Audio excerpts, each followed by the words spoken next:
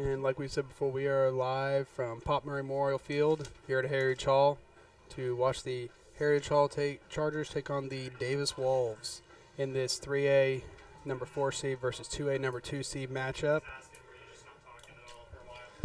We're excited to see the game tonight. We are going to really quickly here going to go over Coach Andy Bogert's keys to the game.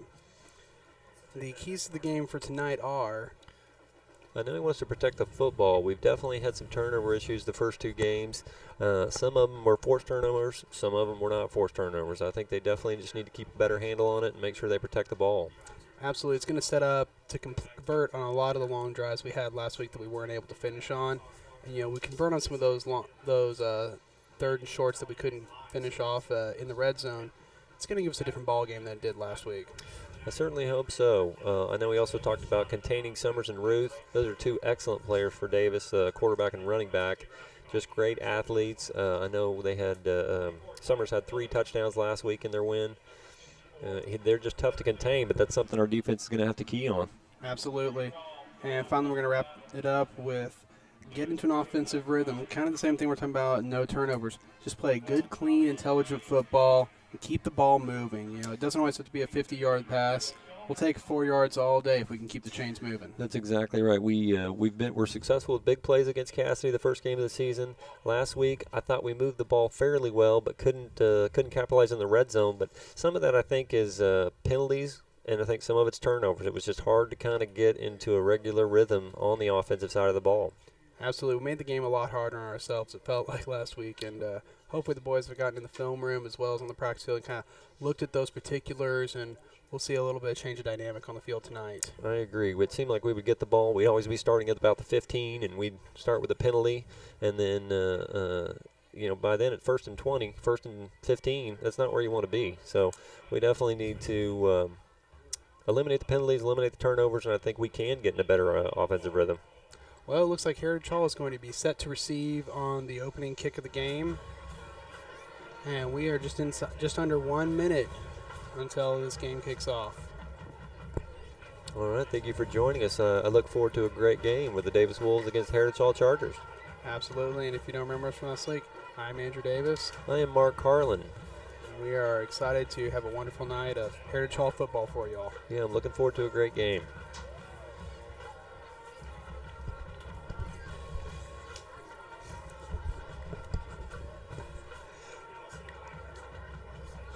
And here come the Davis Wolves and the Heritage Hall Chargers out onto the field. Yep, it looks like we're getting close to kickoff. Both teams coming out on the field. Both look like they're ready to play. Absolutely. Got a lot of enthusiasm on this team, and I expect to see them come out strong, come out with a lot of fire. Nobody likes to lose, but last week you walk away saying you played a team in a larger class, you played a larger individuals on the opposition. You played hard. Like we said, some penalties and turnovers really changed the play of the game. Now we can look at it and say, let's come back, let's play that same intensity, clean up those mistakes, and we'll see a lot of excitement out of these boys. Everybody plays fired up after a loss. Yeah, definitely. It is senior night. Hopefully the seniors will be pumped and ready to go, and hopefully they'll have a great game on senior night. Absolutely. A group of guys that we call their names every quarter of every game, and I don't think tonight will be any difference on that. I don't either. They're great players. They're always around the ball. We will be calling their name a lot. Hopefully we can call their name on a lot of touchdowns. Yeah, that'd be nice. We'd like to see that tonight. All right, Chargers running on the field, getting ready to go. We got the tunnel coming off, cheerleaders coming off the field, and the boys are going to have a little fire-up moment, quick moment of prayer, and we will be set to move. Yeah, I'm looking down there, and I see 5 to 6 to 7 guys that are on the bench that are injured and can't play tonight, and that's just it's sad. I know they didn't play the JV game this week because they didn't have enough players necessarily and didn't want anyone else to get hurt. So they went ahead and did not play that game, which is a good experience for a lot of the players. But they just didn't want to risk any injuries. They're so thin right now. Absolutely. It's an unfortunate incident because it is a great opportunity for those younger players to really get some game minutes. But at the end of the day, you want the whole team to be successful. And for the whole team to be successful, we got to look at the varsity game. We got to look at the opportunities that really move this team maybe into the postseason. Right. And I know that the younger guys in the team would tell you the same thing. They want to play every minute they can, but at the end of the day, they want the team to do well. And I think sacrificing that JV game might end up seeing a lot of those guys on the field tonight that we won't always see. Right. They're not trying to be JV champs at the end of the year. They want to be varsity champs if they can be. Exactly. They don't give a ring for that. All right. It looks like Davis coming out in the field, getting close to kick. I'm sure we'll see Dominic James receiving, as well as Dawson Evans is the usual two back there deep. We'll see what the Chargers come out with. You know, it's interesting, depending who we're playing, when they look at those guys in the backfield, they see a lot of potential for big runs. You know, and you can tell there's a little bit of hesitation from some kickers to really put it deep. And then some say, I just want to drill it past them and hope it rolls out. But they don't really ever want to give those two an opportunity to make big runs. All right. It looks like they've got Nick Hernupont back instead of Dominique James. I don't know if they know that Davis can't kick it that deep, or I'm not sure what the strategy is, but Nick Hernupont's an excellent athlete, and he'll know what to do if he gets the ball in his hands. Absolutely. We got Dominique James on the far side of the field, kind of in a midfield position, almost running a swing three in the back. Dawson let the ball bounce. He's picked it up, running at about the 15, about the 20, shakes a couple, tackle about the 22-yard line. All right, here comes the offense out on the field. Quarterback is Connor McGinnis, as usual. We've got the starting offensive line at A.J. Knowles, left tackle, left guard Jack Ross, center Caleb Gefeller, right guard Blake Brigham, and right tackle Luther Harris. Somebody whose name we call quite frequently on Definitely. both sides of the field. Our quarterback's Connor McGinnis, as we mentioned, running back T.J. Schallner, wide receiver Dominic James, Matthew McLaughlin. Oh, he throws it to 33 Cole McDaniel. Oh, a good gain up to about the 38-yard line. And he is forced out by number 17, Blake Summers. And we talked about last week, Connor McGinnis and his receivers just didn't seem to be on the same page the whole game last week. And that caused a few turnovers and a few miscues. And so far, I like the start. I do too. You know, pull a first down on the first play, kind of set the tempo of we're here to play, we're going to move the sticks, and we're not going to take little moves. Well, let's see what we do now. Connor McGinnis in the shotgun, per usual. He's got Kellen Stadler on the move. Looks deep. Ooh, intended for Nick Hernupont, but good defense blocked it away. Senior Paxton Kilblane breaking that pass up. Fortunate for Davis that he did, otherwise Hernupont has some space. Yeah, that was a good play. It looked like they were going to go to Kellen Stadler out wide, but it looked like that was covered, so he looked inside. The defender was there. It was a good play. Setting up 2nd and 10. All right, Connor McGinnis is ready for the shotgun snap. Ball at the 38. Stadler in motion again. Looks quarterback draw. Looking for room. Just a gain of a yard or two. Not much there. Yeah, Braden Ruth was there, ready for the draw, and he wasn't going to allow McGinnis a lot of space to move. Yeah, I mean, there was an opening there for a second, but it closed quickly when he got up to the line. Unfortunately, on those draws, when you see the gap, you got to take it as quick as possible because it doesn't take long for the defense to realize that space exists. And when they know they're playing a mobile quarterback, they'll collapse rapidly. Right, and if they haven't scouted Connor McGinnis, he is definitely a mobile quarterback. If they haven't scouted Connor McGinnis, shame on them. 3rd and 9.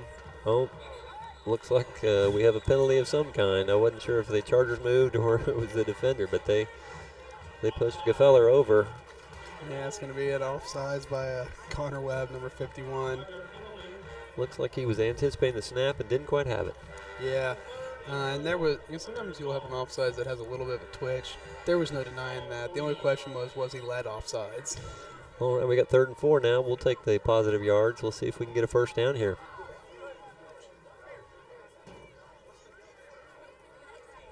Connor McGinnis with the stab, looking, throws it deep. Dominic James.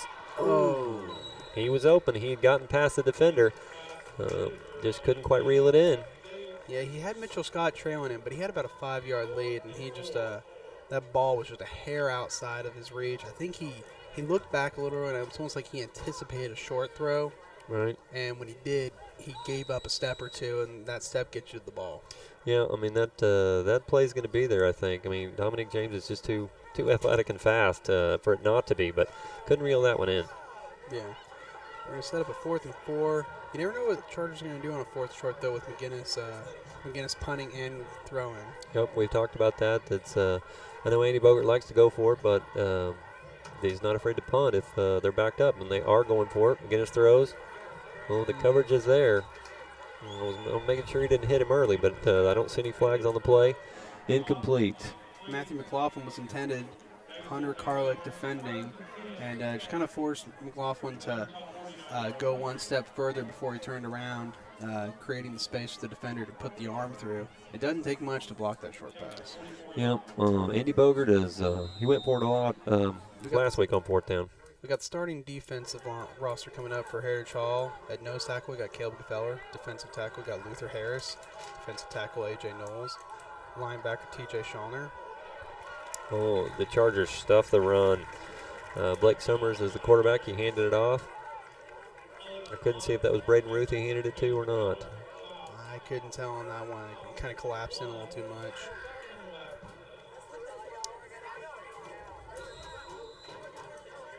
All right, we got Davis setting up their second offensive play. We got 2nd and 11. Looks like 43 Chuck Johnson in the backfield. Oh, timeout on the field. And that'll be Davis's first time out of the half. They got 2nd and 11 ball on the 45. Davis, I guess, didn't have the right personnel that they wanted in there, and they wanted to make sure that they did get the right personnel in there. You know, early in the game, they've got themselves set up with a decent field position. You want to make sure you capitalize on that, and after a loss on the 1st down, it's sometimes worth taking that early timeout to ensure that you get the right personnel out there. But you can set up the play you want and really get in the red zone early, because getting in the red zone early in games like these can be the key difference, especially as we've seen last couple weeks. You see some score, but not necessarily high score.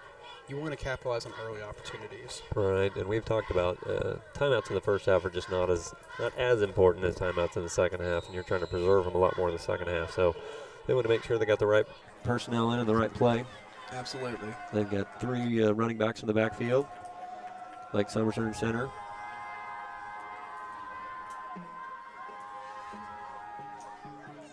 .29 gets the carry. Matthew Williams McLaughlin makes the save.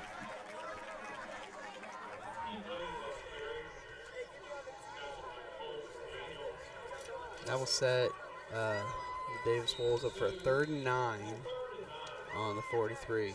I like what I'm seeing out of the Heritage Hall defense at this point. You know, not really allowing positive yards out of Davis, setting up this 3rd and long situation. All right, they got 1 wide receiver wide and 3 running backs in the backfield.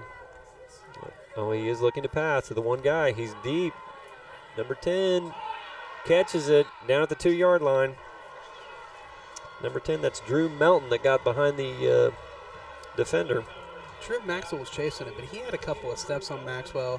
I'm sure at this point I'm kind of happy that he had that trip, because unfortunately, I don't think he had the feet to get him at that point. When you got about a 3-step lead inside the 10, you're going to get there most of the time. It was a pretty throw.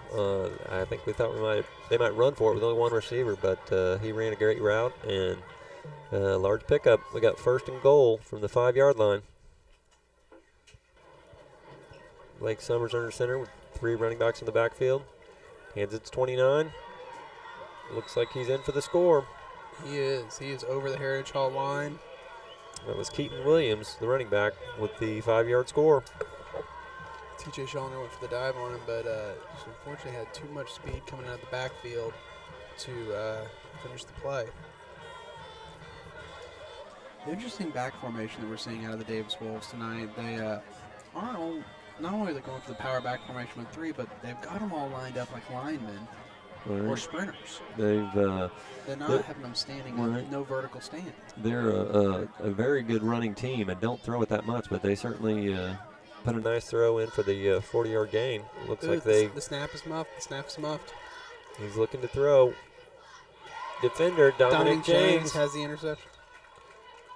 And it's on a 2-point conversion. Yep, the low snap cost them the extra point. They did try to run some sort of offensive scramble play out of there, but it was unsuccessful. So we've got Davis Wolves 6 and Heritage Hall Chargers 0.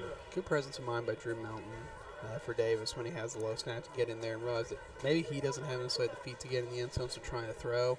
A good throw, but unfortunately, James was right in the middle of it. Fortunately for us. Yeah, and as far as high school rules, you can't run that back for any points, so you might as well just throw it up for grabs and see what happens. Absolutely. For those of you out there that were unfamiliar with that particular high school, that is why James was stopped at the 15. He could have gone the distance. Oh, yeah, he didn't have – he had at least 7 yards on the nearest chaser, and most of them wide.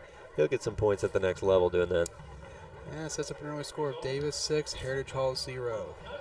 Yeah, not that the Chargers started off well, and then they ended up going for it on 4th down, gave Davis some good field position, and Davis capitalizes.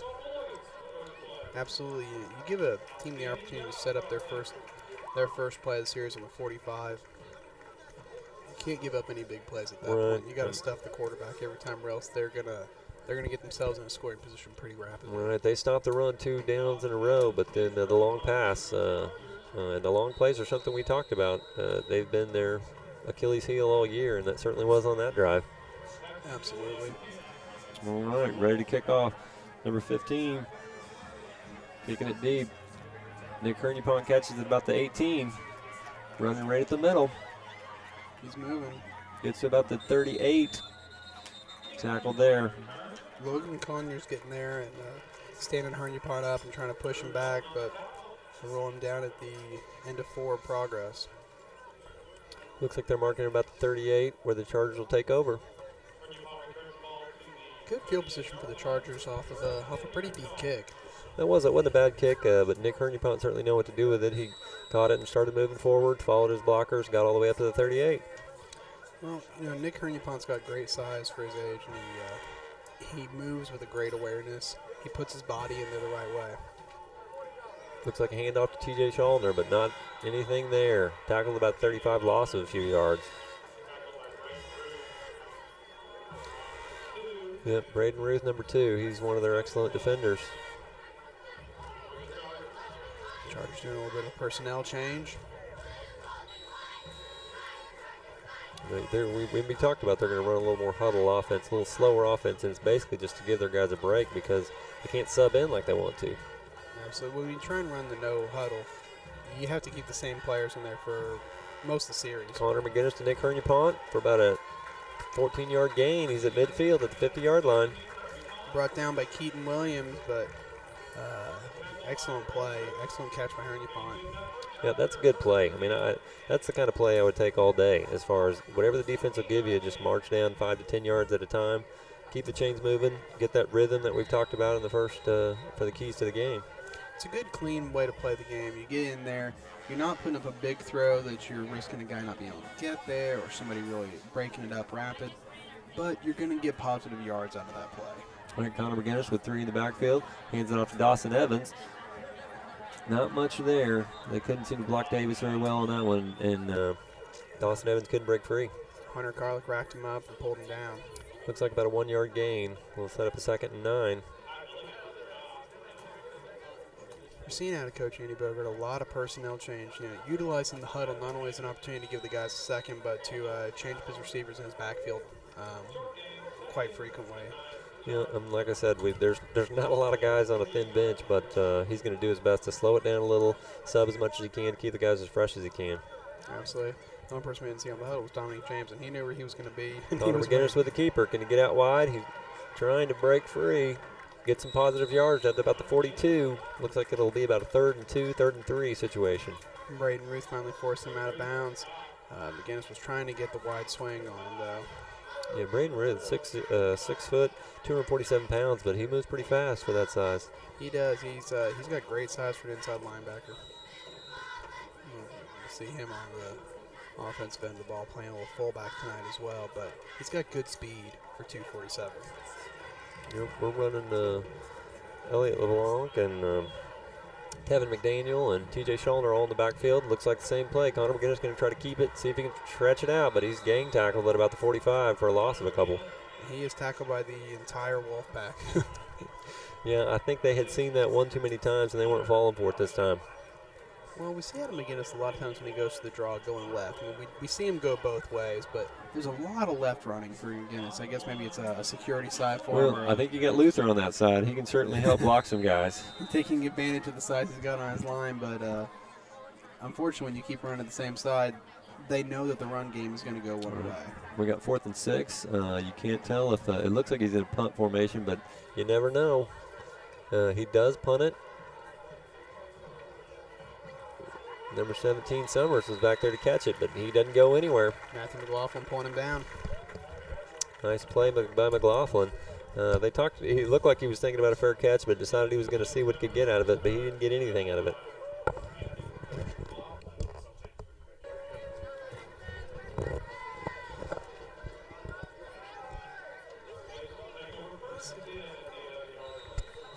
Alrighty, we set up a 1st and 10 for the Davis Wolves on the 11. Thanks to a good stop by Matthew McLaughlin. Blake Summers under center. They got the 3 running backs. Ran it right up the middle. Matthew McLaughlin making the stop on Braden Ruth once again. Braden Ruth just powering his way right up the middle. Looks like he got about 7 yards on it, setting up a 2nd and 3 from the 11-yard line. Well, now he's up to the 20-yard line. I like seeing McLaughlin use his athleticism, bring a guy that size down. Ruth's got almost 80 pounds on him, almost another 50% on McLaughlin. But he's not going to give up on it. He doesn't care what the stats say. He's going to put every bit of himself into it. Well, that's an excellent play because when that's coming at you, it's definitely a challenge. Oh, Ruth, they couldn't tackle him. Same thing. He went right up the middle, and they couldn't quite tackle him. They've caught him from behind. Who is that? Tevin McDaniel chasing him down. Yep, they had him stopped, but they just couldn't bring him down. Like I said, he's big and strong. There is a flag on the play. Well, I noticed McLaughlin coming inside, and I think he anticipated that the play was pretty much over, and that he had an opportunity to really just kind of put that last little hit into Ruth. And then before he knew it, Ruth had stepped 2 steps to the left, and he was moving down. Ruth is gone. He for 247, he's got some pretty quick feet on him. Yep, I didn't see what the call is, but they are certainly marking it off against Davis. It's going to be an illegal block in the back.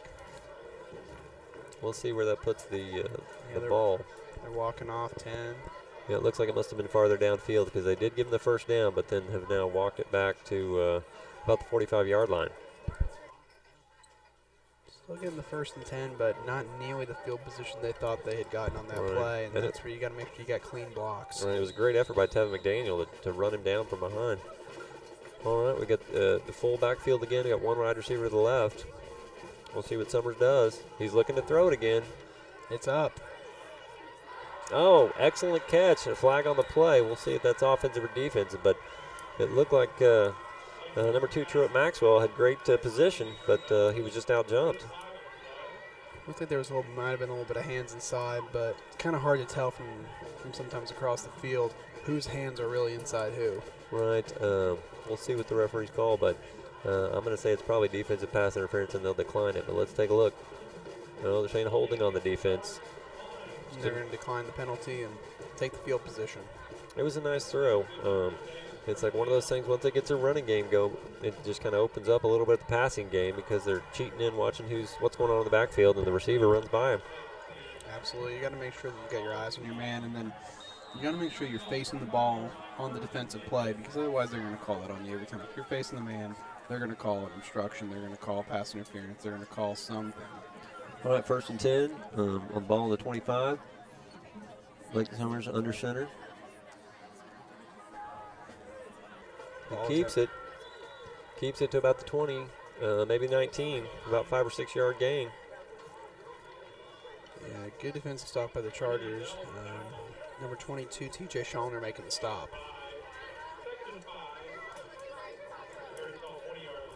All right, let's see what they've got in store for us for 2nd and 5 from the 20. I can't tell if it's 2 or 3 running backs. It looks like he's in an H-back position. Yeah, we got 2 backs and we got a man in motion. Well, Blake Summers with a keeper, doesn't go anywhere. Nice defense. Great job. Tevin McDaniel and Dominique James making the stop as a pair. Yep, he thought about pitching it, but ended up running the Chargers and wouldn't let him let it go. Good job by McDaniel getting his wrap on him. Keeps him from really having the opportunity to get that last pitch, because otherwise, if you get him with the body and not the arms, he can get that pitch off still. Yeah, that was good defense. We're at 3rd and 5. 1 man left, 3 running backs in the backfield. Let's see what Blake Summers does on this play. Oh, right at the middle, number 6. First down. Was Hunter Carlick. First we've seen out of Carlick on the offense, Ben. Seen a couple of good stops on defense from him. Yeah, that was good blocking. I mean, he had a good avenue to run and made the most of it. The way they're running their backs, they've got a lot of momentum going into the ball, running out of that sprinter stance.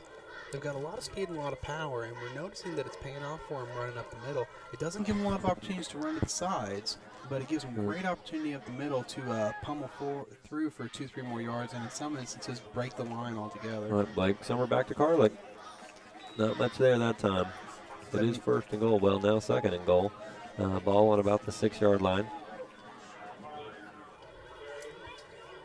Yeah, they're marking. You're right. They're marking right about the 5-6 yard line, and Davis making a quick personnel change. This is where Heritage definitely needs to dig in, see if they can hold him here to either a field goal attempt or maybe no points. Yeah, your ideal at this point is to hold them, hold them on 3rd and get them to really go for it and still keep the hold. Oh, we've got Wyatt Collins wide to the right. Looks like they give it to Braden Ruth right at the middle, but nothing there. Chargers ready for that. I'm going to have to credit that to A.J. Knowles. I could credit to half of the Heritage Hall line, but A.J. had his hands all over him. That was well covered on that play. Davis is a good blocking team, but we were ready for that, and they didn't go anywhere. 3rd and 5. They're having some early success, but the good thing is they're running a very great continuity of offense. We're going to get a read on it pretty quickly, I think. I hope so. This is a big 3rd down play. They do hand it off. Number 15 looks like Paxton Kilblain with the run, but does not get in the end zone. They're on about the 3-yard line. Let's see if they go for the field goal attempt or they try to get the touchdown. Yeah, TJ Schulner there to make the stop, and 4th and 2.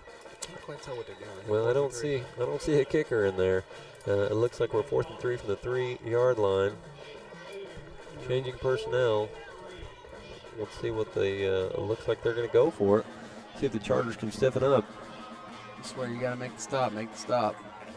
Connor McGinnis going to cover the wide receiver wide to the left. We got 3 running backs. Well, they hand it off. I don't think they did not get it. No. Tackled at the 1-yard line.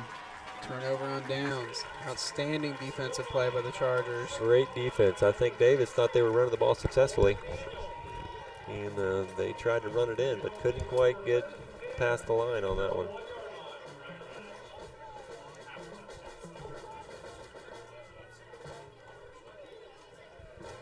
All right, well, nice defensive stand by the Chargers. They don't have good field.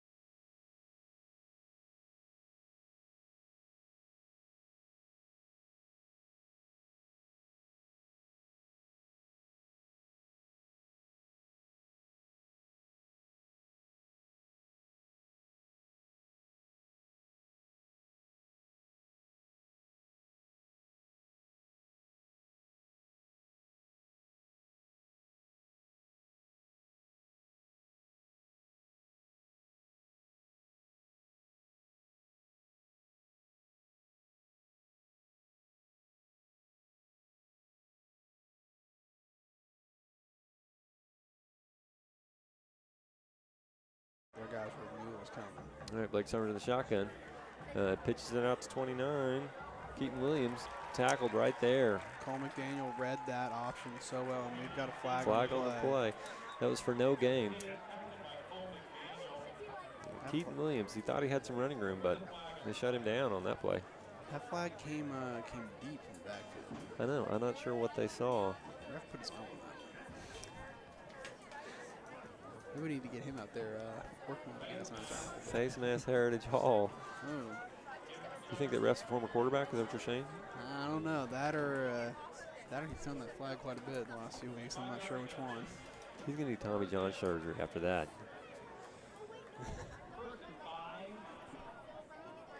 All right, we've got 1st and 5. They did get a first down on the play, or replaying first down, I should say, with the no gain on the tackle. All right, Sumner's back in the shotgun. Hands it off to another flag on the play. They cannot bring Braden Ruth down. He is a strong man. I mean, it takes about 4 or 5 guys to tackle him. He's got strong legs. He won't go down. Cole McDaniel thought he had him, but he pulled away, and Tevin McDaniel had to finish it off. But let's see what the flag is and see where they mark the ball off. It came early as the play was developing. I hope that's some sort of hold or illegal block, but I haven't seen the call. Well, they're marking it off against the Chargers. Face mask again. We gotta make sure we're keeping our hands in the right location. When we get them too high, they're gonna call that all day, every day. They're gonna call that. They're gonna call the targeting penalties. They're gonna call anything that they perceive as a true safety risk. They're not gonna hesitate. They're not gonna give the defender the benefit of the doubt. Mercy. Well, that's 2 in a row. I mean, we're just we can't give them those free yards like that. I think they're trying to grab anything they can on Ruth and get him down. All right, 1st and 10. Give it to Ruth again, but this time the Chargers are there. And that tackle, there was no hands on the head. That was a low, good waist tackle. That was good. I think that Elliot LeBlanc was the main one in on the tackle there. That's good defense, but if he gets loose, if there's good blocking and you can't get a body on him, I should say, he can run for a lot of yards. He's big and strong. Absolutely. All right, Sumner's under center now.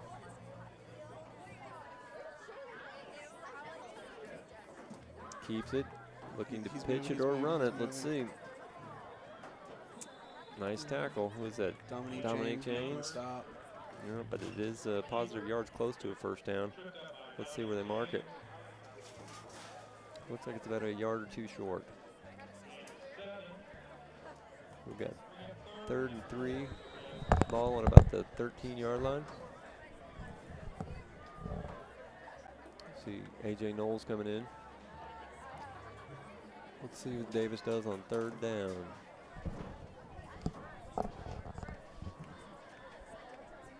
Right, Summers. They run right at the middle.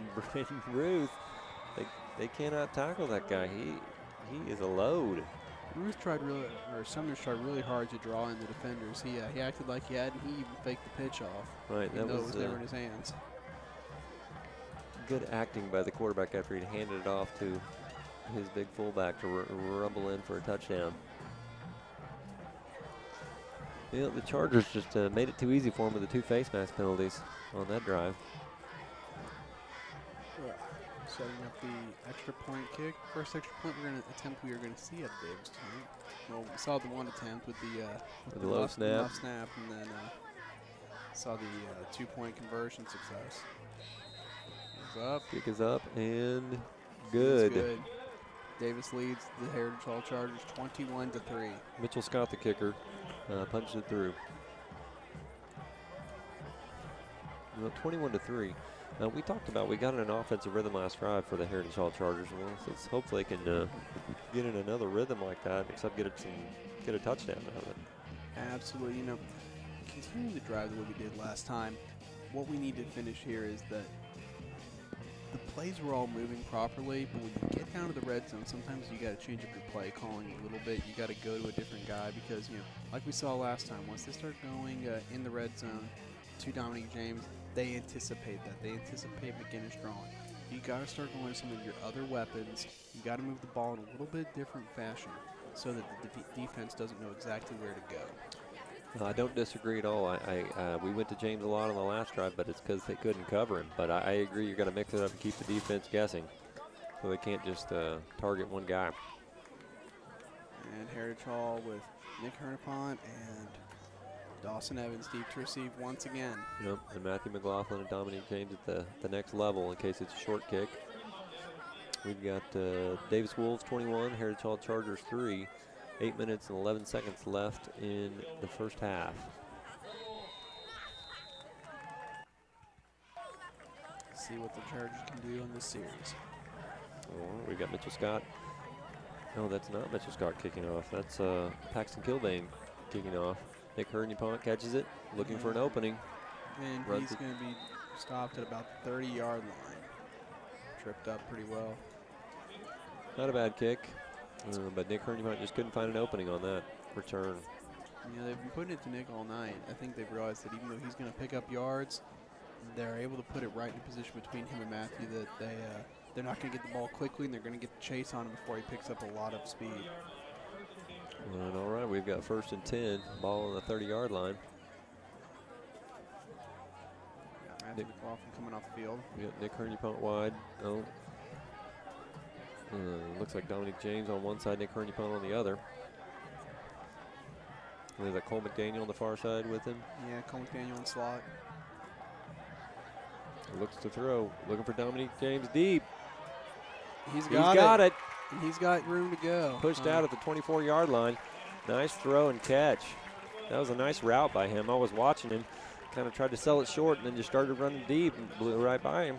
You know, Drew Milton's been on James all night, and he's doing a good job of stopping him from finishing the big play, but he's not stopping him from getting his hands. But he's trying to stay deeper than James, but it's certainly hard to do.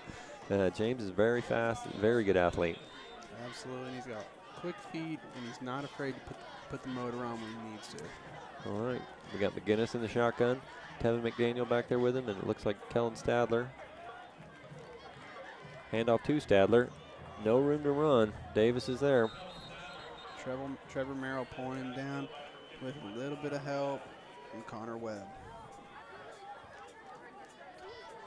We've got 2nd, and that's for basically no gain. 2nd and 10 from the 25-yard line. 7:30 left on the clock. 7:35, excuse me. A little bit of a lineup change for Heritage Yep. Hall. Matthew McLaughlin comes back out on the field. Yeah, this is where the Chargers, I think, are using the huddle a little bit more just to let their big guys take a breather a little bit. Got All right. 3 wide. Connor McGinnis looking for the quick pass. Ooh. Definitely, that's good defense. That's tough. Threw it to Brandon Nazell, but he didn't have much of a chance. It was just a little bit slow developing, and the defender read it. Caleb Casey, he was occupying the same shorts. That was a good tackle. That was going to be a 6-yard loss for the Chargers, but that didn't open up exactly like they wanted it to. Not at all. But I like the play. I like throwing the screen out in the flats. I like the opportunities it gets to create space, and it's generally a successful play for the Chargers. I know at the moment that one did not feel great. That one was not one of their best successes, but it has been successful in the past year, correct? All right, Connor McGinnis with a fake pitch. Throws it over the middle. Let's see, Cole McDaniel reels it in. Can't make the catch. Blake Summers chasing, but and almost falling over McDaniel, but ball just a little bit too far. Yeah, it was a nice throw, and it gave him a chance. He just couldn't quite reach it. Setting up a 4th and 16 for the Chargers on the 31-yard line. In this field position, this is where Coach Boger does like to go for it. Even though it's a 4th and 16, we'll see what he wants to do here. It's one of those you're out of field goal range at this point, but at the same time, punting, you're not going to give yourself a great advantage. So Right. if you're going to utilize the fake punt, it's a good field position to do it. All right, let's see what they do. Connor McGinnis ready for the snap. Sprints out wide a little bit, throws it back. Cole McDaniel can't make the catch, but I'm not sure if he was going anywhere. We've got a If he flag. did make the catch. Let's see what the penalty is. Holding Chargers. That'll be declined, and it looks like Davis will be taking over on downs. And that will set up 1st and 10 for Davis on about the 35-yard line. you know, on 4th and 16, they were looking for a little, what I would say, trickery as far as sprinting him out one way and trying to throw back the other. But I'd much rather him throw it down the field. They were having more success with that than I have seen him with the screens. But I'll take the screen on 1st and 10. I'll take it on 2nd and 5. 3rd and 16, 4th and 16. That's when you utilize your long weapons. well, you want to throw it deep, I think, to give yourself a chance. Even if he completes that, I don't think he was going very far because they had a defender on him. I think at most we're going to see 6-yard pickup. All right, Blake Summers hands it off up the middle. Looks like Ruth up the middle for a few-yard gain. Pulled down by T.J. Shulman. T.J. Shulman has definitely given up some size when Ruth is coming at him. He is, but he's not going to let him know it. No, that's an excellent tackle. I think I'd be running the other direction. I love that about some of our secondary. They're not the biggest guys out there, but they play like it. Well, we got 3 running backs in the backfield. Summers ready for the snap. Hand off to 15. Paxton Kilblane. Not much there. Looks like they're going to set up a 3rd and 5. Brought down just north of line.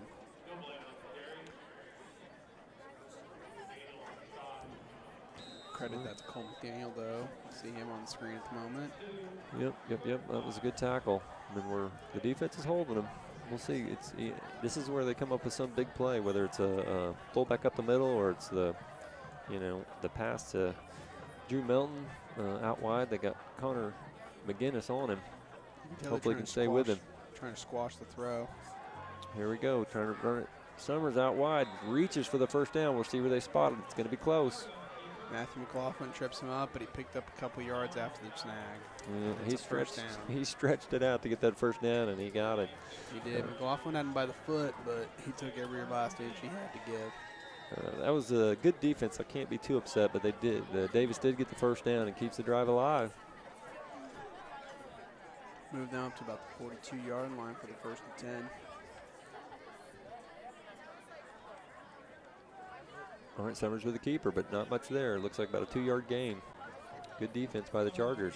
Credit that to T.J. Shulman once again. I'm more comfortable with Summers is running at me instead of Braden Root.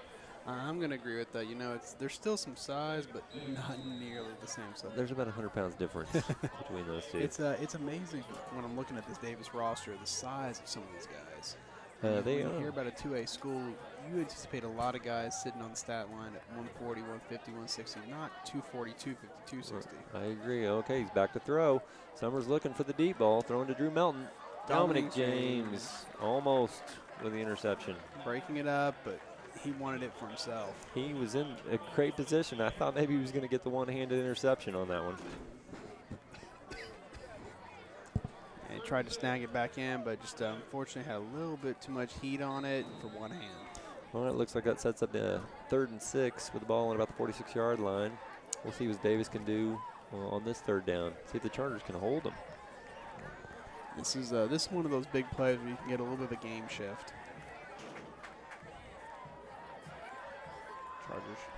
Charger line showing blitz. All right, Summers, 3 men in the backfield. Hands it off. Can they tackle him? They do. It looks like it's going to be a yard or 2 short. Credit Dominique James.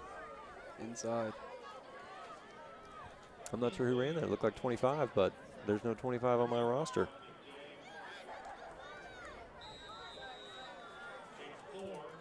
Looks like I don't see anybody coming in there to punt. The ball's on the 50-yard line. It sets up a 4th and 2 for Davis. It's one of those opportunities where the defense can get the 4th down stop. It'd be much better situation than last time because you give your team a great opportunity to run a quick offensive series down the line. Well, there's a penalty on the play. Oh, play clock ran out on him. False start. Oh, false start. Sorry. Moving it back. You might see a punter come on at this point. Well, I'm happy to see that for the Chargers' sake. This is a 4th and 7. It's a lot more difficult to pick up than 4th and 2. Don't see anybody coming on for the punt team unless, much like us, one of their quarterbacks is their punter, which we haven't seen him punt. Oh, and we're going to see the change of personnel. Here comes the punt team. Here comes the receiving team for the Chargers. I think you're right. The quarterback is the punter. Oh, the high snap. snap. High. It's high. There's a flag on the play, but well, they blow the whistle. The play is dead.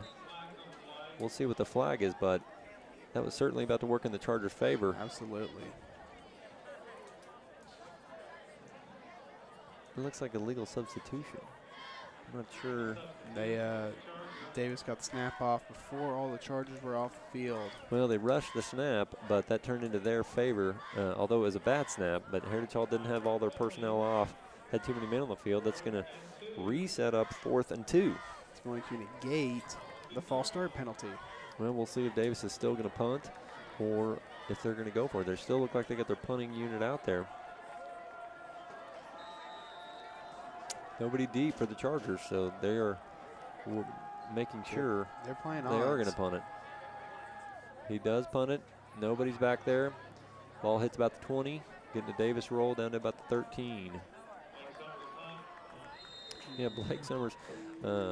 Apparently, it's in vogue to have your quarterback also be the punter because it keeps the defense guessing on 4th down. I think this is the 3rd week in a row that we've seen this. You know, obviously we had had a lot. Obviously, Connor McGinnis does. We saw it last week in Clinton, and if memory serves me correct, Cassidy was doing the same thing. Mercy. Danny White's the only one I remember doing that for the Cowboys back in the day. Yeah, it was not a common thing, but I guess in small school ball, it's becoming a big fad. You want to utilize your athletes, so they'll put them out there and let them do what they do. Well, I understand it out of Connor McGinnis, and you got a 6'5" quarterback use that leg, but some of these are surprising. Kellen Sadler in motion, looks to him, out of the backfield, catches it, can't shake the defense, but it is a positive gain. Brought down to about the 16-yard line by Hunter Carlick. Well, it sets up a 2nd and 7 from the 13-yard line. My mistake. Nope, 16. Go from the 16-yard line. Sometimes we move quicker than the big board. I cheat and look at the clock, and that's not always the right thing to do on the scoreboard. All right, Connor McGinnis throwing too high. Ooh, is picked off, but there is a flag down. Let's see what happens. Blake Summers looks like picked it off, and they can't tackle him. He's in the end zone, but let's see what the flag is. The flag is in the defensive backfield, so hopefully they'll bring that one back. I hope that's some sort of holding or pass interference, but that's just wishful thinking on my part. Let's see what the refs say.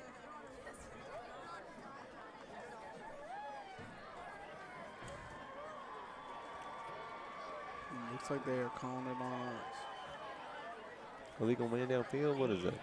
penalty is declined. Whatever it is, penalty is declined. Well, that's 6 going the other way for Davis. The throw was a little bit high and it ended up tipping up in the air and it fell right into Summers' hands. Got the kicker back on the field, setting up another extra point opportunity. Mitchell Scott is the extra point kicker, but he is not the kickoff kicker. That's Paxton Kilblaine. So Mitchell Scott ready for the extra point. Up, and it is good. Setting up a 28-3 lead for the Davis Wolves. We've come a long way from just filling in the blanks. We have new ways of learning. New ways of discovering. It isn't about memorizing and reciting. It's about critical thinking and doing. What used to be a million miles away. Now it's just a click. I'm learning to think creatively. To think independently. What is Shifa? Estoy preparada. I am the future. I am a Heritage Hall Charger. Learn more about 21st century education at heritagehall.com. When you walk into Fuzzy's Taco Shop, you'll know you're in the right place. With the best Baja-style menu in town, we'll have the whole family addicted. Order up. Nachos, tacos, burritos, it doesn't matter. It's like an explosion of flavor in your mouth. We know you've had a long day, and you deserve a break. So, bring the crew to one of the Fuzzy's Taco Shop locations in Norman, Oklahoma City, or Stillwater. Welcome to your new addiction. Eat me.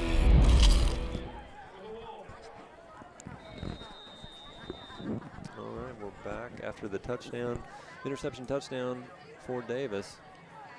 It looks like we're going to have Kilblaine kicking off. It's kind of a pooch kick. Matthew McLaughlin's got his hands on it. He's caught it and looking for a lane. Can't find much, but we have the ball on the 35-yard line. good field position. You know, the short punt or the short kickoff, fortunately, even if you don't get a lot of yards out of it, gives you a good situation to start. It does. It's much better than starting on the 10-yard line, which was what we did last possession. Or the one. Or the one, which was a few possessions ago. Well, let's see if Heritage Hall can get that positive movement, get in the rhythm on offense, get some positive yards, and try to get some points on the board. Absolutely. One of those opportunities where we see, you know, we've got 2 minutes left on the clock. You want to get a good score in here. You want to finish the half off strong. You know, you go in at 28-10. It's not the best situation, but it's definitely recoverable, and you're moving with a little bit of momentum. Handoff goes to, is it TJ Schallner? I didn't see who actually. It's usually, Schallner, but the defense was there. The entire Davis defensive line wrapping up Schallner. Well, we got about 2 minutes left. Let's see if we can, like you said, get some points out of the next 2 minutes, some positive momentum from the offense, see what they can do. And we've got 2nd and 10, the no gain. We've got a Herney Punt, Cole McDaniel, and Matthew McLaughlin on one side, Dominique James on the other. Tevin McDaniel in the backfield with Connor McGinnis. Garrett McLaughlin lined up Michael McMullen lined up as quarterback. Dominique James with the catch. Gets about a 12-yard gain. He is tackled. The clock is still running. He couldn't get out of bounds. Nice throw by Michael McMullen. Stepping in for Connor McGinnis at the quarterback with McGinnis on the sidelines. Hopefully there's no injury. I'm not sure why Michael McMullen's playing, but that was a good throw. Yeah, there was some opportunities that McGinnis has been seeing a lot of time on both sides of the ball. Andy Berger might just want to give him a minute off. Cole McDaniel's brought down for the 5-yard gain. Setting up what should be a 2nd and 5. Minute 9. 48, 49. The time is just not on our side. We're moving the ball positively. Let's see if we can keep it going. You know, we said this about Michael McMullen last week when he came into the game. Pretty good young quarterback. He's a lefty. Nice throw to Dominique James. Nice move. He's got one. He's got 2. And he's going to pick up to the 35-yard line. We're moving the ball. We just are fighting the clock. Looks like Heritage Hall took a timeout. Mitchell Scott finally getting his hands on Dominique James. They did not take a timeout. They're moving the chains. Is what stopped the clock. Chains are set. Clock is moving. Picked off by Davis. Paxton Kilbane has the lane. He's got Bass McMullen. He's going. Touchdown, and he's in the Davis. End zone.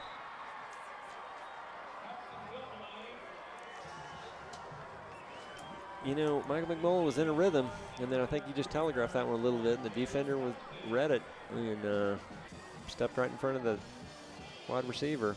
Yeah, picks it off. He was also going for Cole McDaniel on the play, and it was a good pass, but unfortunately, the defender read it, stepped in the lane, and pulled it off himself. Well, they were moving the ball, and we're getting in a rhythm, but at that point, the defense stepped up.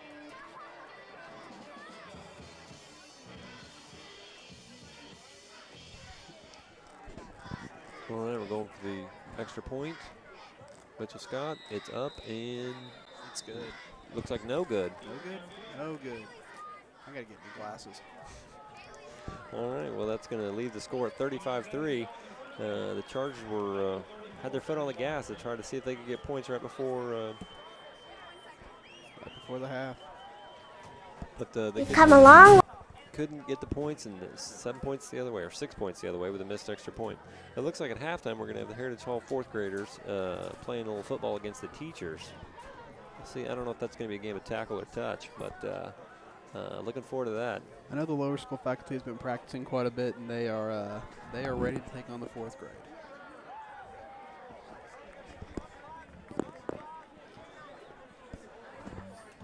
Looks like we'll be calling some of that game at halftime. I have to brush up on my 4th grade roster, but we'll do the best that we can. If I don't want for the faculty, we might not be allowed to go home tonight. You know, I'm always rooting for the kids. It's just they're too cute at that age not to. See, the game I want to see is I want to see the lower school faculty against the early childhood center.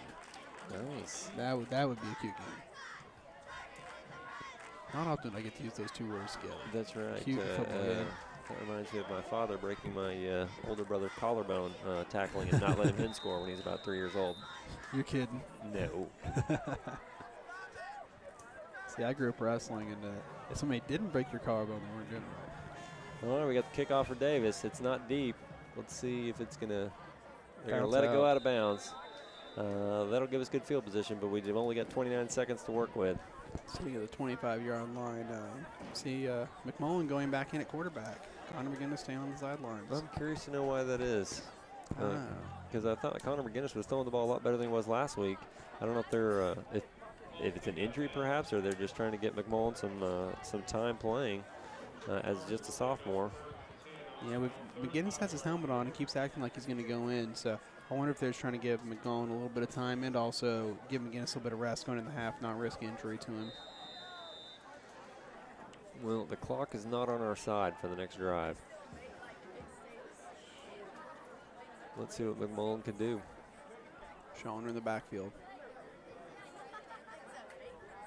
He has the keeper. Got about a 5-yard gain, looking for more. Gets about a 13-yard gain, gets out of bounds. Good football, still 22 seconds left. We got the ball at about the 48-yard line. Keaton Williams forced him out, but McMullen looking for the outside. Looks like Connor McGinnis is coming back in. But that was a nice run. Give him credit for that. Absolutely. We've seen some good play out of McMullen. And I think we'll continue to see good play out of him this year and the years to come. Maybe they wanted to get him back in there just so he didn't lose any confidence after the interception right before the previous series. Give an opportunity to make a good play. Connor McGinnis looking. Throws it. Pitches it back to Kellen Stadler. And he is down at the 25-yard line. And well, the hook and lateral. We're working to perfection. got the chains moving. That was a nice play. Very nice. Big gain. Looks like that's going to give us the clock's running. We need to get this snap off. It looks like it's going to be the last play of the half. We got a timeout in our pocket, but I don't think we're going to be able to use it. Touchdown, Chargers. Dominic James. Mitchell Scott was all over him, but James did not care. Pretty throw, pretty catch.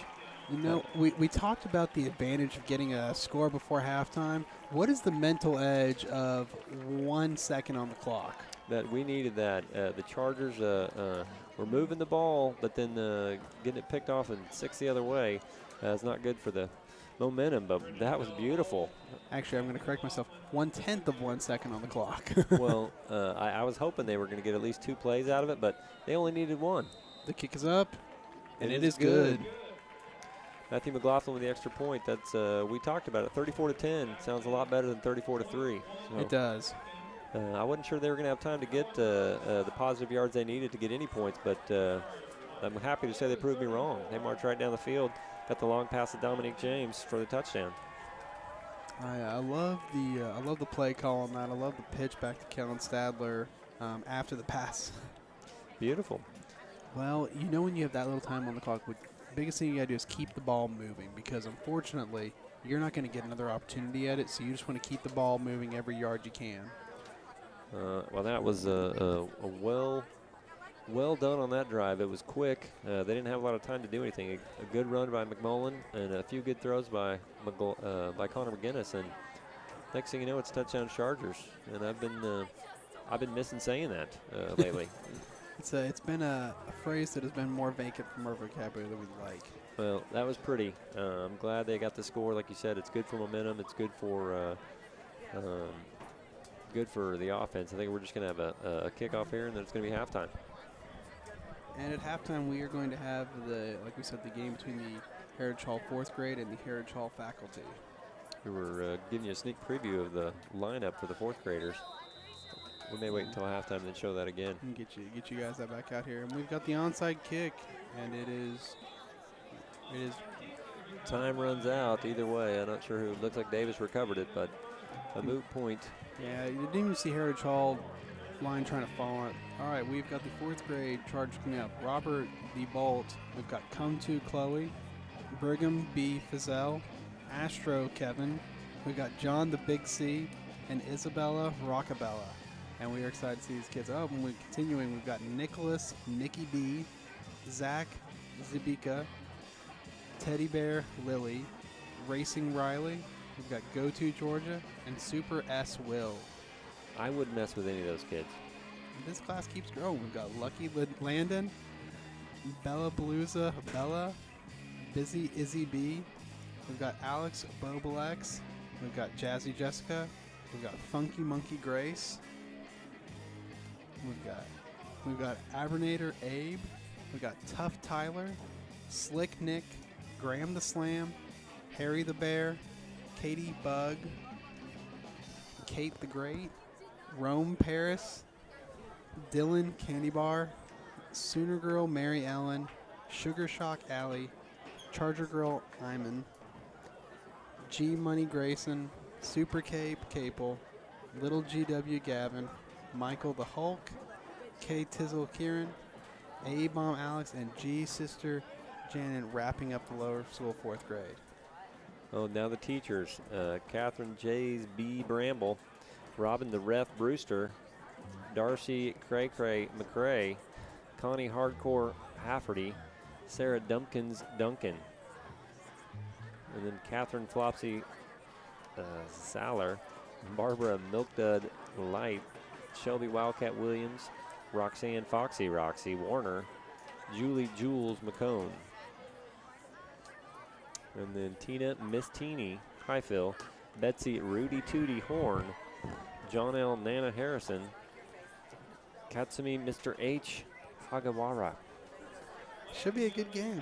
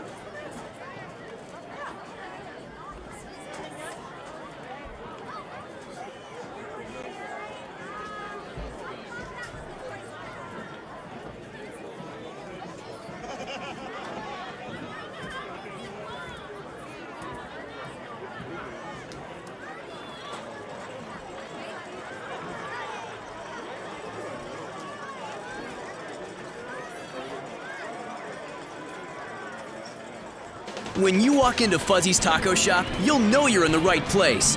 With the best Baja-style menu in town, we'll have the whole family addicted. Order up. Nachos, tacos, burritos, it doesn't matter. It's like an explosion of flavor in your mouth. We know you've had a long day, and you deserve a break. So, bring the crew to one of the Fuzzy's Taco Shop locations in Norman, Oklahoma City, or Stillwater. Welcome to your new addiction. Eat. You've come a long way from book reports and worksheets. We have new ways of learning. New ways of creating. It's not just pencils and paper. It's hands-on and interactive. The world is as big as my imagination. And information is at my fingertips. I'm learning to think creatively. I am inspired. I am prepared. I am the future. I'm a Heritage Hall Charger. Learn more about 21st century education at heritagehall.com.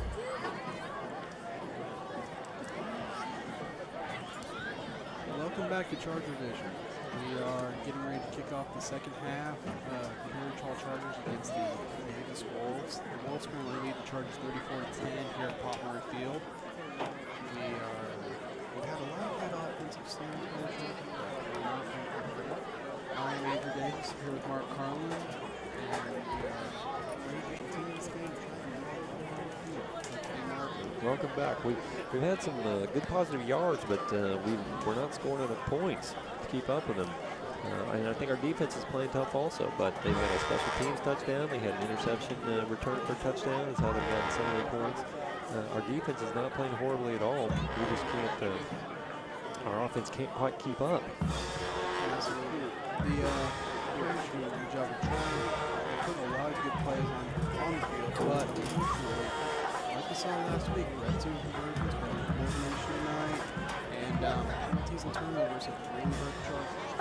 They definitely have. It's like I said, the pick six we talked about. The defense held at one point and didn't let Davis get into the touchdown, but yet a couple plays later they blocked a punt and got the touchdown anyway. It's just hard to keep pace when they get some special teams and defensive touchdowns. Our offense looked pretty good, but we got a field goal on one, and then got the great touchdown right before halftime to make it 34-10. We've seen a lot more offensive rhythm tonight, but at the same time, we're seeing it in the defense. We're seeing a couple of great drives, but we're not seeing conversions necessarily on those drives. That's why we're not having a lot of drives for the half, not only because of the touchdown tonight for the Chargers, but also because of the series, well played, good diversity of team, and because of that, the Chargers got a chance to score with 0.1 seconds. Right before halftime. And we talked about the keys of the game. Protect the ball and no turnovers. The special teams, I don't know if I'd consider that a turnover, but we certainly had the pick six going the other way, and that was costly for the Chargers, and it just gave Davis a little bit of momentum. Luckily, we took it back right before halftime with our touchdown. And then contained Summers and Ruth. I think we've done a pretty good job on Summers. He's had some long passes that have been successful. And Ruth is just a load when he gets the ball going right through the line. Well, like I said about Ruth, I said several times throughout the game, he's 6 foot tall, 247 pounds, and he moves every bit. He's got speed like he's 210. Well, we'll get a couple guys on him, but they just have a hard time bringing him down, and he just keeps trucking. TJ Shaw from behind him, but unfortunately, it's just such a powerful player that a really hard time finishing. And then we talked about the last key of the game, getting an offensive rhythm, and we've done that at times, but we can't seem to do it consistently enough. We had a drive, first drive of the game, great series. Moving well, continuous first downs, and then we get the red zone, can't finish. And then we had another one, we had the same thing. We're moving the chains on every play or every other play, then we get short, Coach Bogert knows they've had some turnover issues, and he definitely is working on that in practice, and they're doing a little bit better job. We had McMullen in at quarterback for a little while, and he was moving the ball, but then pick six, the defense read him, and picked it off and ran it back for a touchdown. I think we'll see out of the second half, most likely see Coach Andy Boger struggling really hard to protect the ball, like I said in the first half, but being much more cognizant of it, having had a couple of issues with it. We'll see the pass plays a little bit more, a little bit less pop pass, more bullets,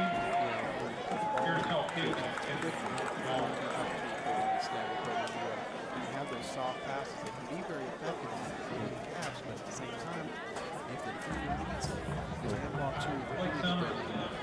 Well, they did have also the one turnover on the tip drill. Carter Gibson pass was tipped up, and it was an easy kickoff for Summers.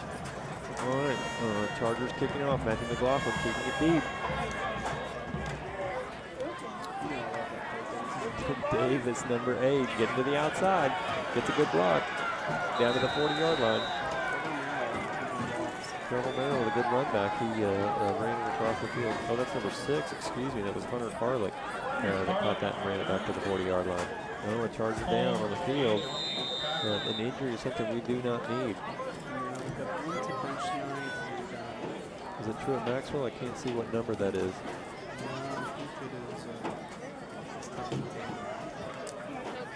I'm having a hard time seeing which Charger player is down, but we got enough injuries. We don't need anybody else injured. We've talked a lot tonight about the immunity bench and the Chargers line. Several injuries from last week, concussions, some sprains, and Stephen said several older players. The last thing we want to do is get first of all, never have someone that gets hurt. The last thing in the game is to see more seasoned players. We've got a quality bench, but not a deep bench. We start pulling a lot of those freshmen and sophomores in early. Then you also need to go to if something happens down the line. It's good experience for them, like we talked about, but you definitely want your more seasoned players in there if they're healthy. You want to keep them healthy if you can. Absolutely. Stop taking a minute to examine. Keep eyes on. And we'll try to get verify the number of the player and who it is, because we can't, as he's laying flat, we can't see who it is for sure. Actually, I think I'm on him breaking this out. It's 25. Yes, it is. Well, he's coming off the field, but he's definitely favoring his right leg. Keep eyes out, see if he returns to the game time. Yeah, another starter that doesn't look like he's going to be playing much in the second half, but hopefully we can get that worked out and get back in the game. We'll see. Hopefully it's not serious. Starts. Just an outstanding player, good feet in the backfield, and volume. 5'10" and 164 pounds. He's going to be a fun player to watch for the next couple years. Grow, continue to mature, find that skill set that he already has. Hopefully he will be okay. Look, we've got Blake Summers back at quarterback, underneath center. We've got 3 men in the backfield. Their running game is going good tonight. Pitches it outside. Number 29, Keaton Williams with the run. Nice tackle. Stop. Dominic James picking up That was a good defense for Notre Dame. Looks like we'll be about 2nd and 9 from the 44-yard line. 2nd and 10.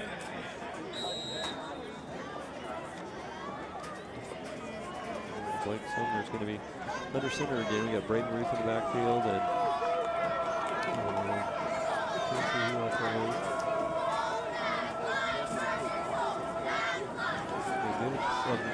They give it to Ruth. He's motoring down there. He's blowing people up on the way. 20-yard gain. You've seen that move all night. A lot smaller than that. Also had the size and strength.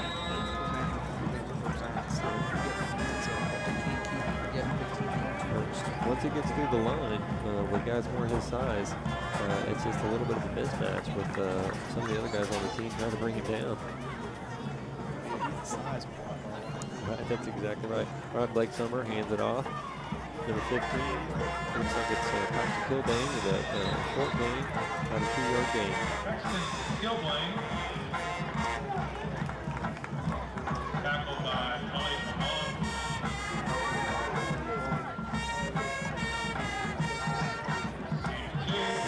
second ball on the 22-yard line. Same thing, Chargers with good defense. It was just the one long run so far that's hurt him. I think we're going to see a lot more of Braden Ruth just because he's having so much success. He is, especially in the short field situations where he really thrives. Yeah, Kilbane and Ruth in the backfield. See what Summers does with it. And now Davis. Didn't like what they saw. Play too well. Short field, we've seen a lot of the ball, not a lot of throw. Out of the ball so far.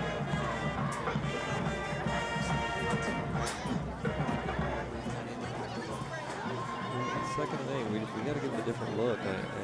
They're blocking very well for Ruth, but man, he's just such a strong man. Once he gets through that line, he's hard to bring down. The size of a lineman on his roster, and the size of a lot of linemen on his own roster. Not pretty. So, 247. That would be size. Well, we've got Davis 34, Heritage Hall 10. If you haven't been watching, it's been some turnovers back for touchdowns and a special teams touchdown that has certainly helped Davis. That's 21 points right there. Otherwise, the Chargers play pretty well. We've got Summer under center. 3 running backs in the backfield. 1 wide out to the right. They hate it for Ruth. He gets about 4 or 5 yards. He is just hard to bring down. By Luther Harris. Looks like Luther brought him down. There aren't many people that refuse to get his hands on it. That is a good match. Ruth is big and strong. Luther Harris on our team is certainly big and strong. Let's see if we can stop this 3rd and 4, ball on the 18-yard line, and see what the Charger defense can do. They give it to Ruth again. He's powering right through. Ray Ruth. We've seen a lot of that. Luther Harris. Three-time state champion receiver. Ray Charger. Check that Davis. So you see where he's got the speed for the track, but also he's got a lot of that power, a lot of that aggression. That's really it gives him the skill set to get low, to get through, and he's taking advantage of that size. Yes, he definitely is. He knows how to use it. It looks like we've got number 50 down, Elliot LeBlanc, that we're checking on. I didn't see exactly how he got hurt. He was involved with the tackle, and I guess just ended up falling wrong. I'm not sure. He's sitting upright, but we'll see what they do, see if they pull him off or not. Well, we talked about it. We do not want any more injuries. We can't afford any more injuries. See how long it's going to be out on the field. I don't know if it's just the length of these games or if it's the heat in the latter part, but we're seeing. I noticed this last couple weeks we're seeing more. Awesome, he's moving. Yep, he seems to be just fine. He's just shaking up on the play, but he's coming off for this play, but it looks like he'll be able to play, get back in the game a little later. Absolutely. We see a lot more of these injuries later in the game, and I'm not sure if it's because the strain on their bodies or if it's because the continued exposure to the humidity. Yep, I mean, we know they're great conditioned athlete, but because the bench is so thin, these guys are maybe playing more snaps than they usually would. And that's true, and they're playing a lot of guys. Some of those guys that are more skilled players that might not play both ways are all playing both ways right now. All right, 1st and 10. Looks like Summers with the keeper going around the end. There is a flag on the play. He catapults himself in the end zone, but we'll see what the call is with the flag. See what the flag is a back. Holding on Davis. Backfield hold call. That was certainly a nice run, and Summers sacrificed his body to get in the end zone. It was all for naught, but it was a nice run. Great display of athleticism. Unfortunately, the illegal play in the backfield is going to negate it. We've seen that several times on both these teams, that they've had some great plays that have been called back tonight because of primarily holding and blocking the back. that we've seen guys just, getting a little too excited. Heritage had a couple of face masking calls in the first half that get a little too excited, get a little too aggressive, and go away from the things are the right way to do them. And unfortunately, in this case, for Davis, fortunately for the Chargers, it pulls back the touchdown. All right, Davis going. Summers with the keeper. Brought down by Dominique James at about the 10-yard line. Yep, we got some positive yards at it. That was a 1st and 20. Now it's going to be about a 2nd and, we'll say about 7.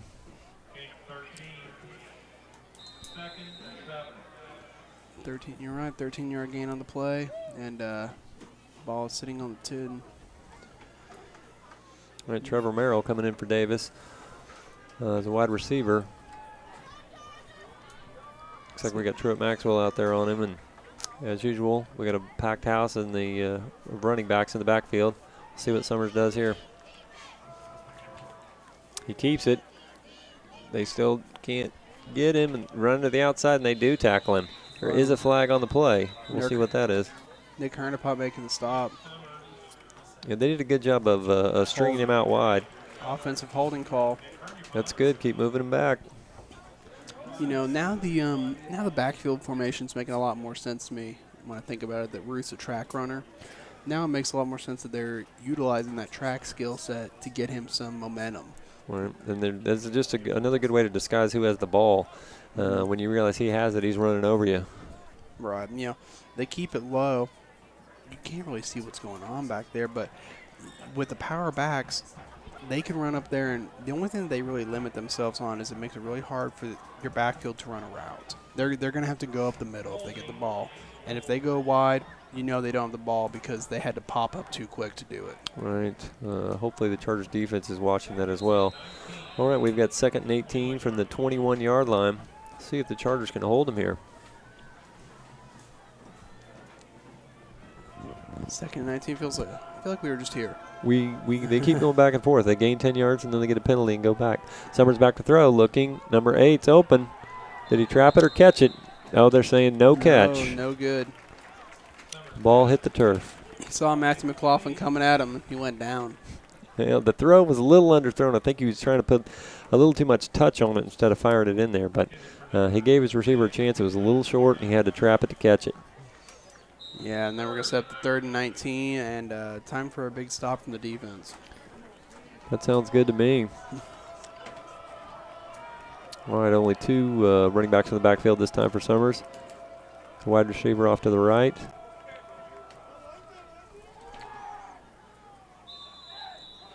Looks like they give it to Ruth.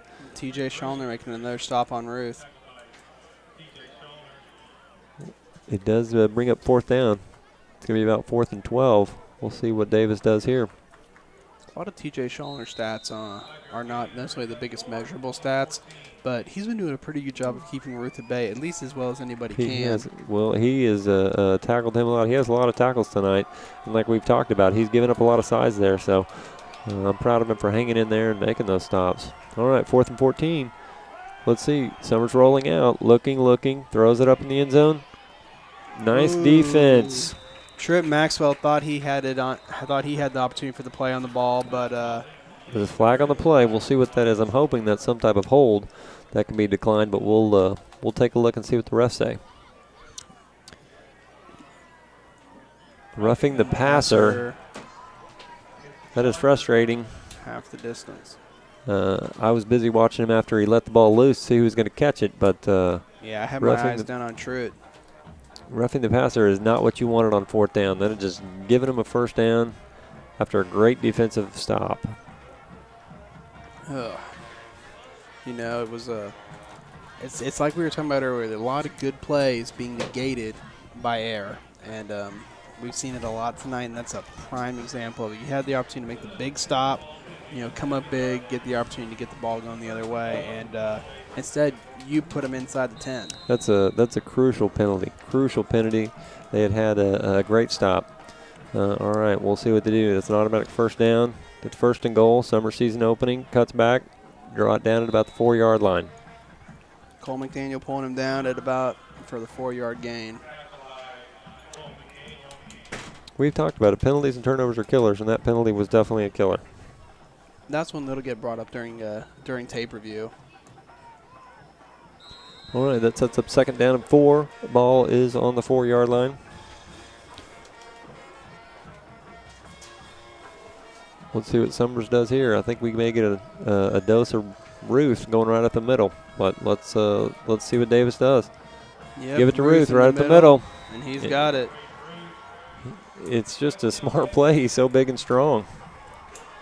And with the different skill set that he has from the different sports he plays, he knows how to utilize every bit of his body. He knows how to play like he's bigger than he is. He doesn't need to play any bigger than he is. He's plenty big enough. He's plenty big, but he's playing bigger than 250 right now, I feel like. Well, like I said, it's good blocking up there, but man, he definitely he's fast and strong, and he's hard to bring down. You know, that's going to be a big thing that carries Davis through the season is the power running ability of Ruth. That's going to get them through a lot of big games this year, and I think that when 2A postseason comes around, we'll see them as a part of it, and I think he'll be a prime reason. Mitchell Scott with the extra point is up and good. Setting up a score of 41. Davis 10, Heritage Hall. 6:28 left in the 3rd quarter. Yeah, that is frustrating, I think, for Coach Bogert because we did have the stop, and the roughing the passer penalty kept the drive alive, and they scored following that. But they had him on 4th down.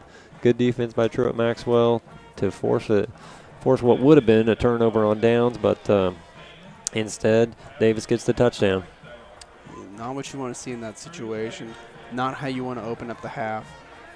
And we'll see where this goes from here. Ball be coming to the Chargers, and from what if trend continues, we will see them starting off pretty good field position. Well, I hope they do another short kick and give us a good start, and hopefully we can get that offensive rhythm that we've talked about. But the penalties are just they're hurting the Chargers, and that was a huge one. They are. We talked a lot in the first half about the penalties on offense, and pulling back the good offensive play. But just as crucial, if not more, is this one we just saw because it gave up a score that didn't need to happen.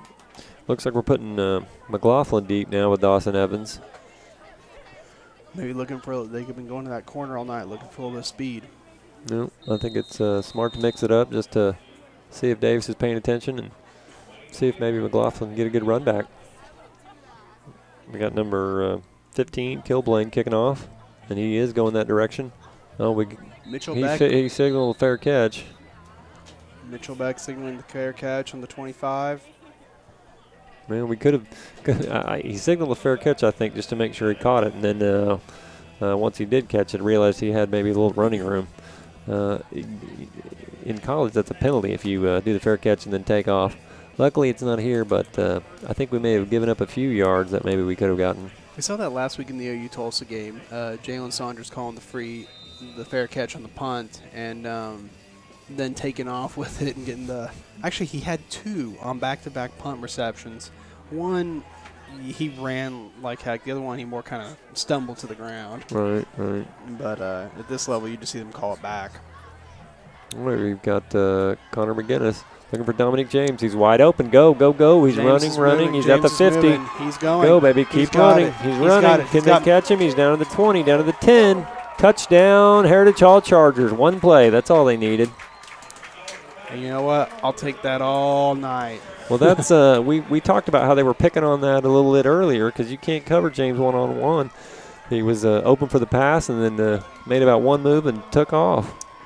Yeah, he had about a slew of defenders on him going downfield, and one by one they went to his feet and went down.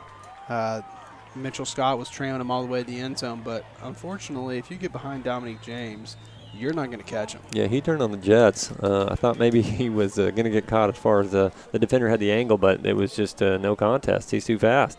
Kick is up, and the kick is good. Matthew McLaughlin with the extra point. That is positive for the Chargers. You know, we talked about getting an offensive rhythm.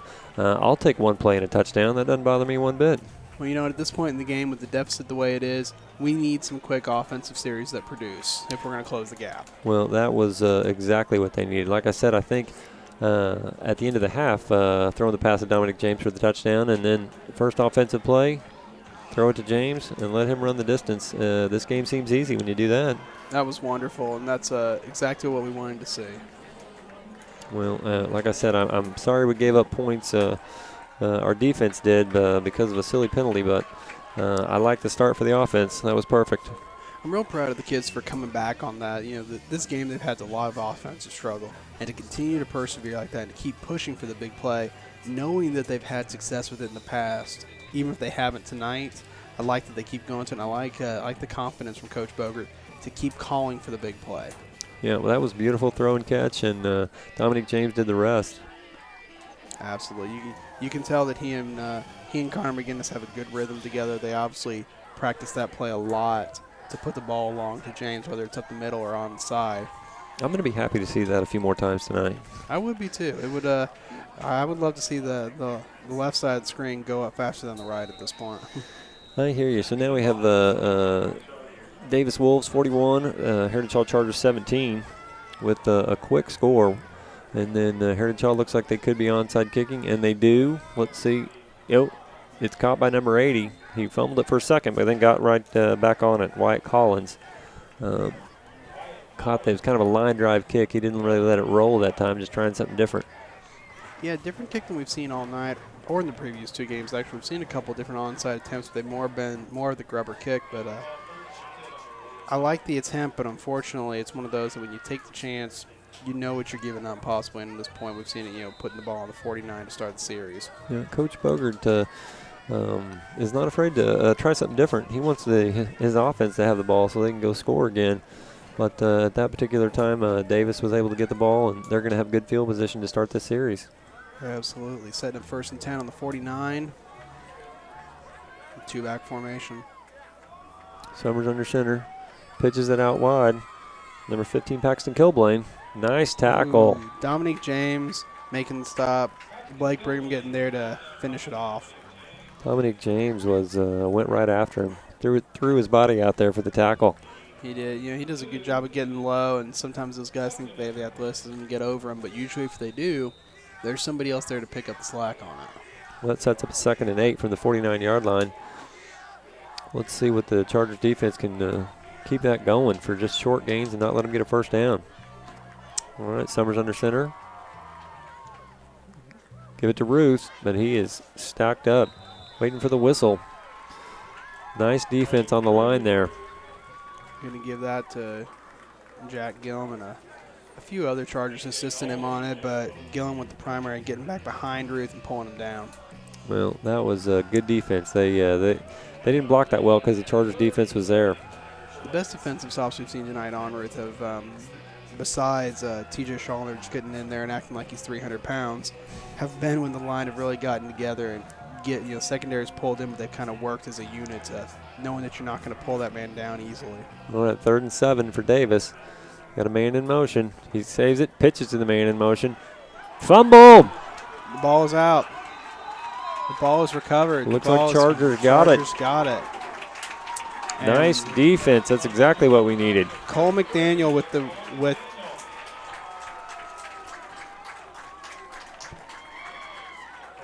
That is great defense. I think they were going to stop him, and it was going to set up a 4th down, but I'd rather have the ball here than have him punt it to us, get it deep in our own territory. Absolutely.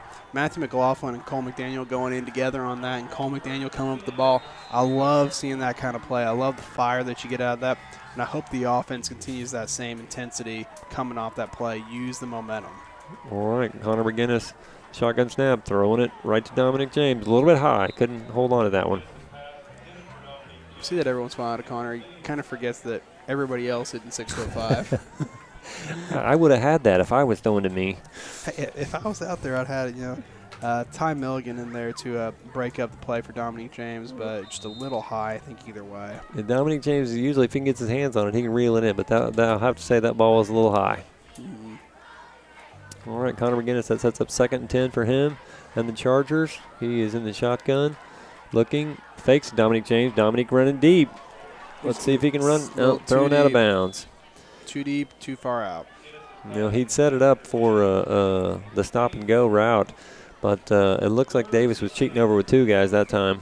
Yeah, they had Drew Melton is doing the best he can to stay on Dominique James like glue, but what he's learning and learning the hard way is that it's hard to stay with Dominique James all night. He is fast, and that was a good move. But like I said, I think we were talking about earlier how the safety might be cheating over on Dominique to make sure he doesn't get him doesn't get it deep on him. And I think that time they were looking for that. So we'll see. That sets up 3rd and 10. The ball's on the 45-yard line. Let's see what Connor McGinnis does on this play. 4 wide. Looking. Throws it. Nice Matthew catch. McLaughlin snag right at the middle. Nice hands by Matthew McLaughlin. Absolutely. He did a great job of pulling in behind the defenders. They didn't see him coming in there. Well, that was a classic where they were concentrating on James, and that opened up a little bit for another receiver, and Matthew McLaughlin. It was a nice throw, but he definitely stretched out, and it was a great catch. That's one of those advantages of playing a man in the slot, if they really know how to play the slot, is that they can pull in behind the defender pretty quickly and get that quick snag up the middle. 1st and 10. Chargers got the 45. Catch by Nick Hernupont. Out of bounds for another 1st down for the Chargers. Outstanding play. Drew Melton forcing him out there, but I'm loving the rhythm we're seeing here in the second half. We didn't see a lot of it in the first. We saw it in spurts, but we're seeing a lot of continuous ball movement. I like it.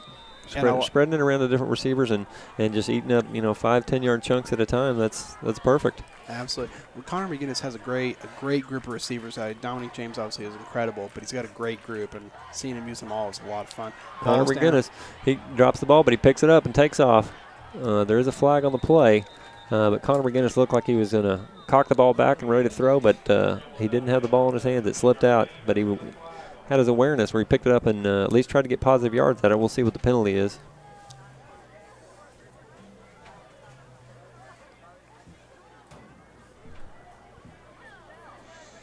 What is the call? Well, it looks like it's against the Chargers, but I haven't seen what the penalty flag is for. Yeah, it feels like the officials are still having to discuss it a little bit. Holding Chargers.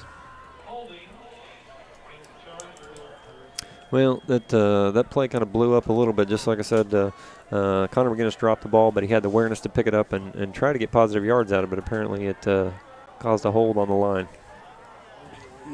Good job by Connor covering on himself.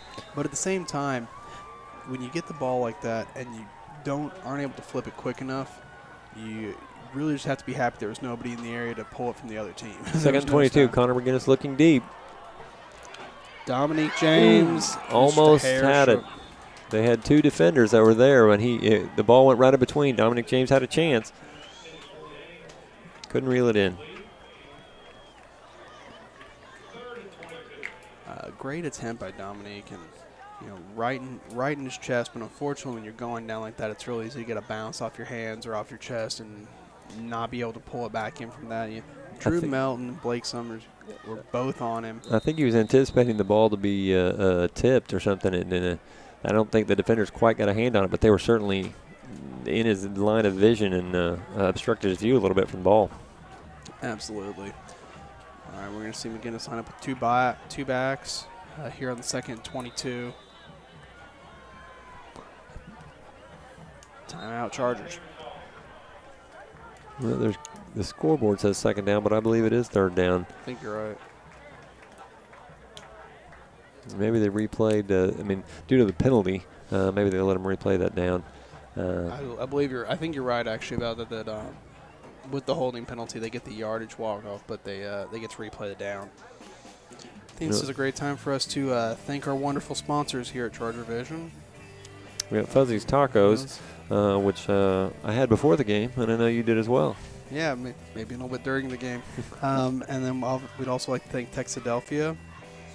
We would like to thank the Steelman Clinic and Sears Aircraft. Sears Aircraft Supply.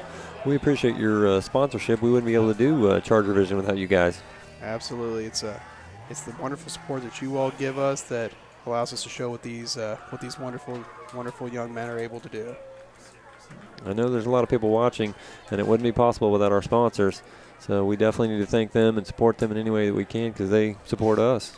And I'd like to thank everybody out there watching us because if you all weren't out there, we wouldn't be here. Or we would, but we probably wouldn't be talking.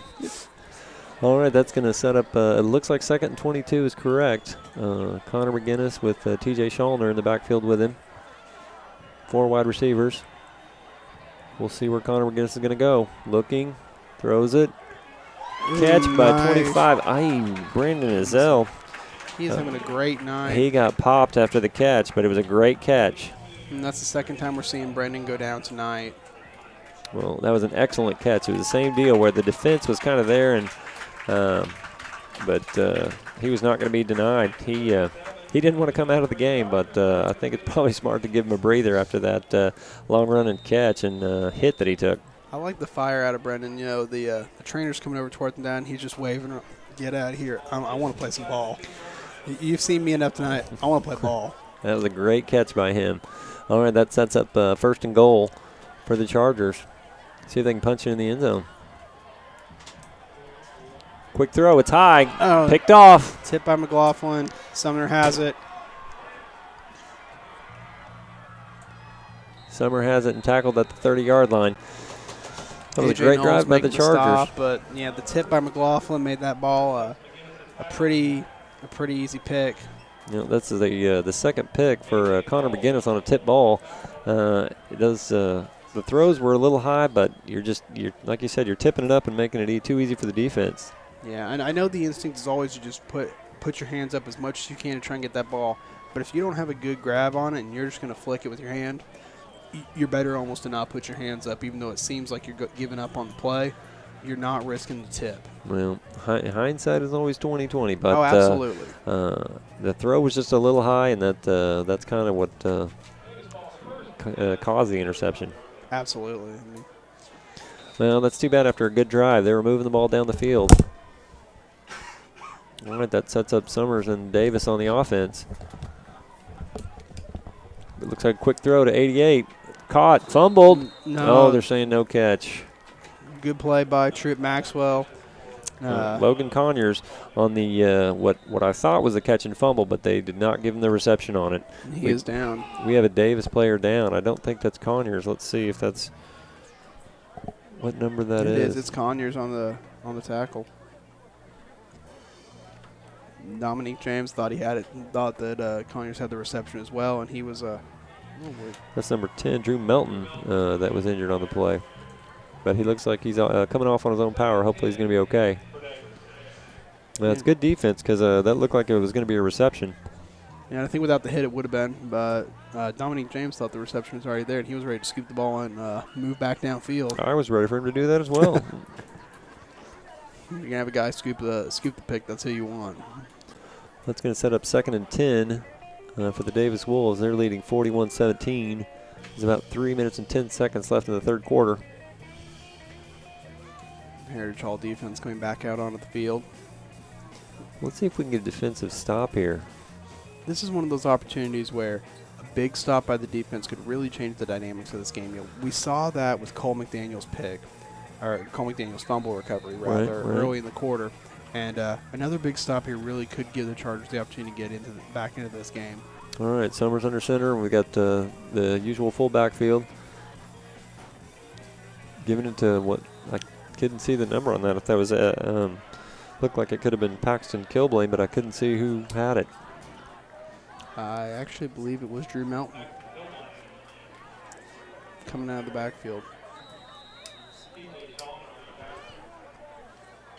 Have a little bit of a hard time tonight picking numbers out of the Davis backfield.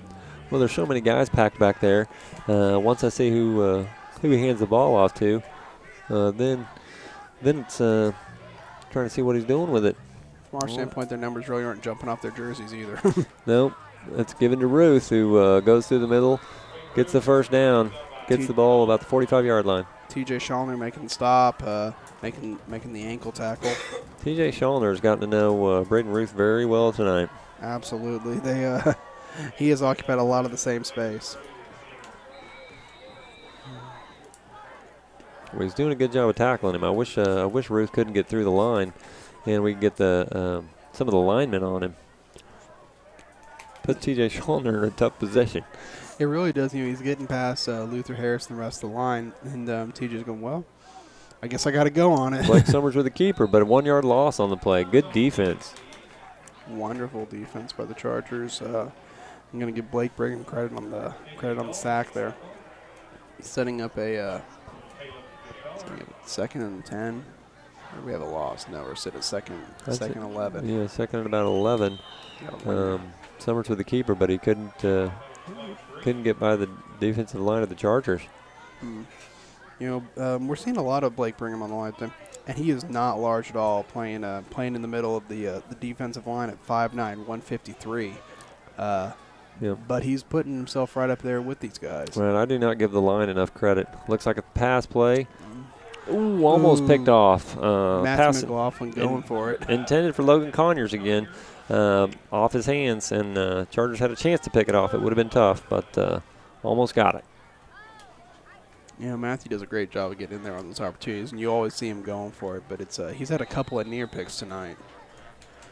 Well, it looked like the same play as before where wide receiver had his hands on it, but he couldn't reel it in, and then the Chargers had a chance, either a potential fumble last time and a potential pick this time.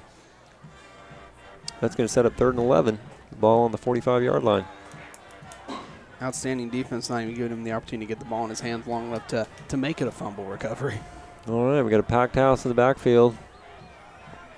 God, first down for the Davis Wolves, number 29 with the run. Keaton Williams, nice run. Credit to Connor McGinnis for the trip tackle. Well, seeing more of McGinnis on defense tonight than we did last week. They're calling it 4th down. Calling it fourth and short. This is where Ruth, they definitely are going to utilize the fullback, I think, because Ruth had a lot of success tonight. He's big and strong. Traditionally, he'll get that 1 yard, but we'll see what Davis does. With only one wideout out, I'd be surprised to see a throw, either a keeper or a fullback carry. The Chargers are all up in there, but it looks like Ruth's big enough and strong enough to carry a few guys and get the first down. He carried Luther to the first down. That's impressive. That's not an easy man to carry. Great effort by Luther on that play.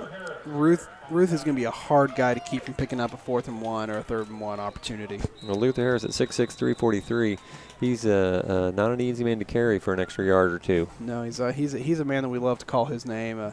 Love the way he plays this game. He is impressive. And for those of you who are unaware, Luther is, besides being 6'6" and 343, he's only a sophomore, so we're going to be seeing a lot of him, and we're going to be seeing some growing even. Fumble on the snap. Who's got it? Is that 63? Yes, Jack Gillum has got the ball.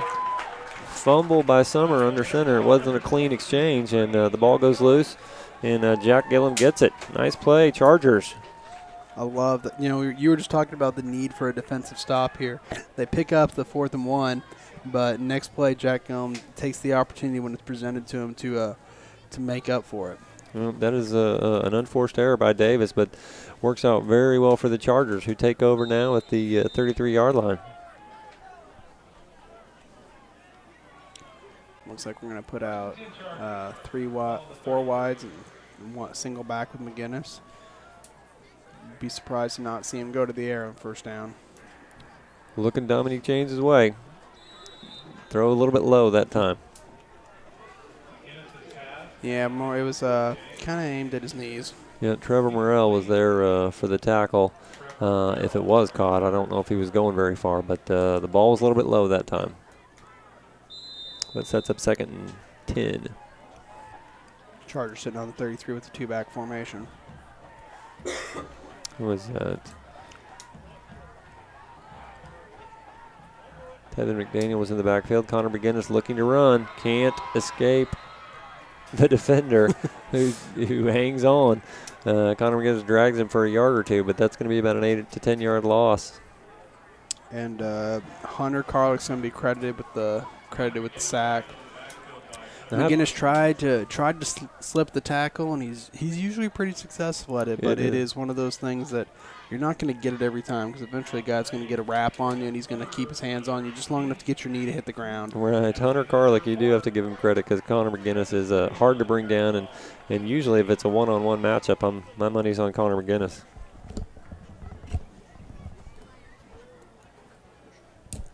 When you walk into Fuzzy's Taco Shop, you'll know you're in the right place.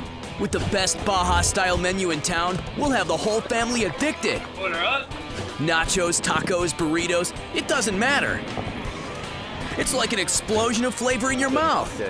We know you've had a long day, and you deserve a break. So, bring the crew to one of the Fuzzy's Taco Shop locations in Norman, Oklahoma City, or Stillwater. Welcome to your new addiction. Eat me.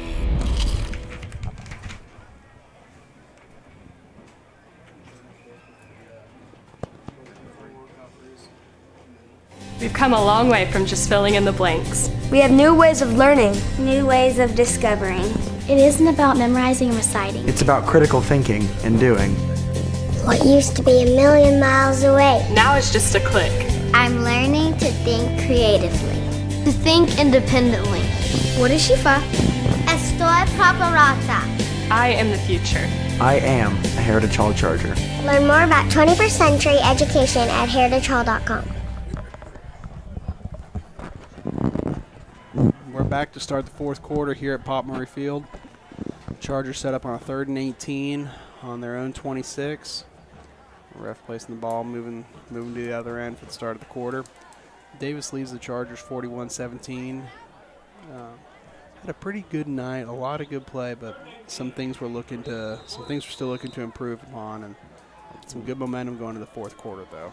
All right, Connor McGinnis back for the shotgun snap, looks for the fake pitch, throws it to TJ Schallner's, got some room, got some blocking, going, does get the first down. He's got the first down. He is brought down by a collective of Hunter Jones and Paxton Kilblane, but great play by TJ Schallner. Yeah, he was not going to be denied the first down.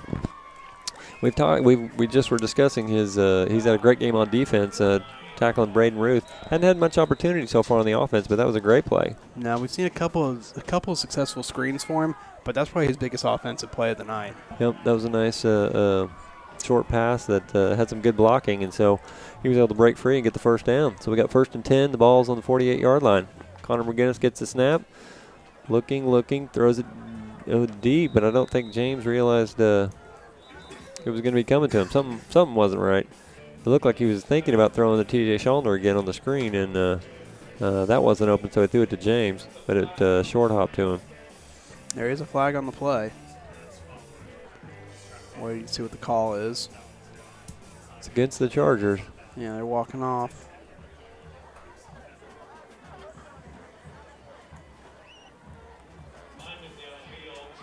Illegal lineman downfield. See, I think that was they were trying to set up the screen, but since it wasn't available, he went and threw it deep, but the lineman had already gotten too far away. Yeah. Setting up a 1st and 15 opportunity. McGinnis has 4 wide and Schallner in the backfield.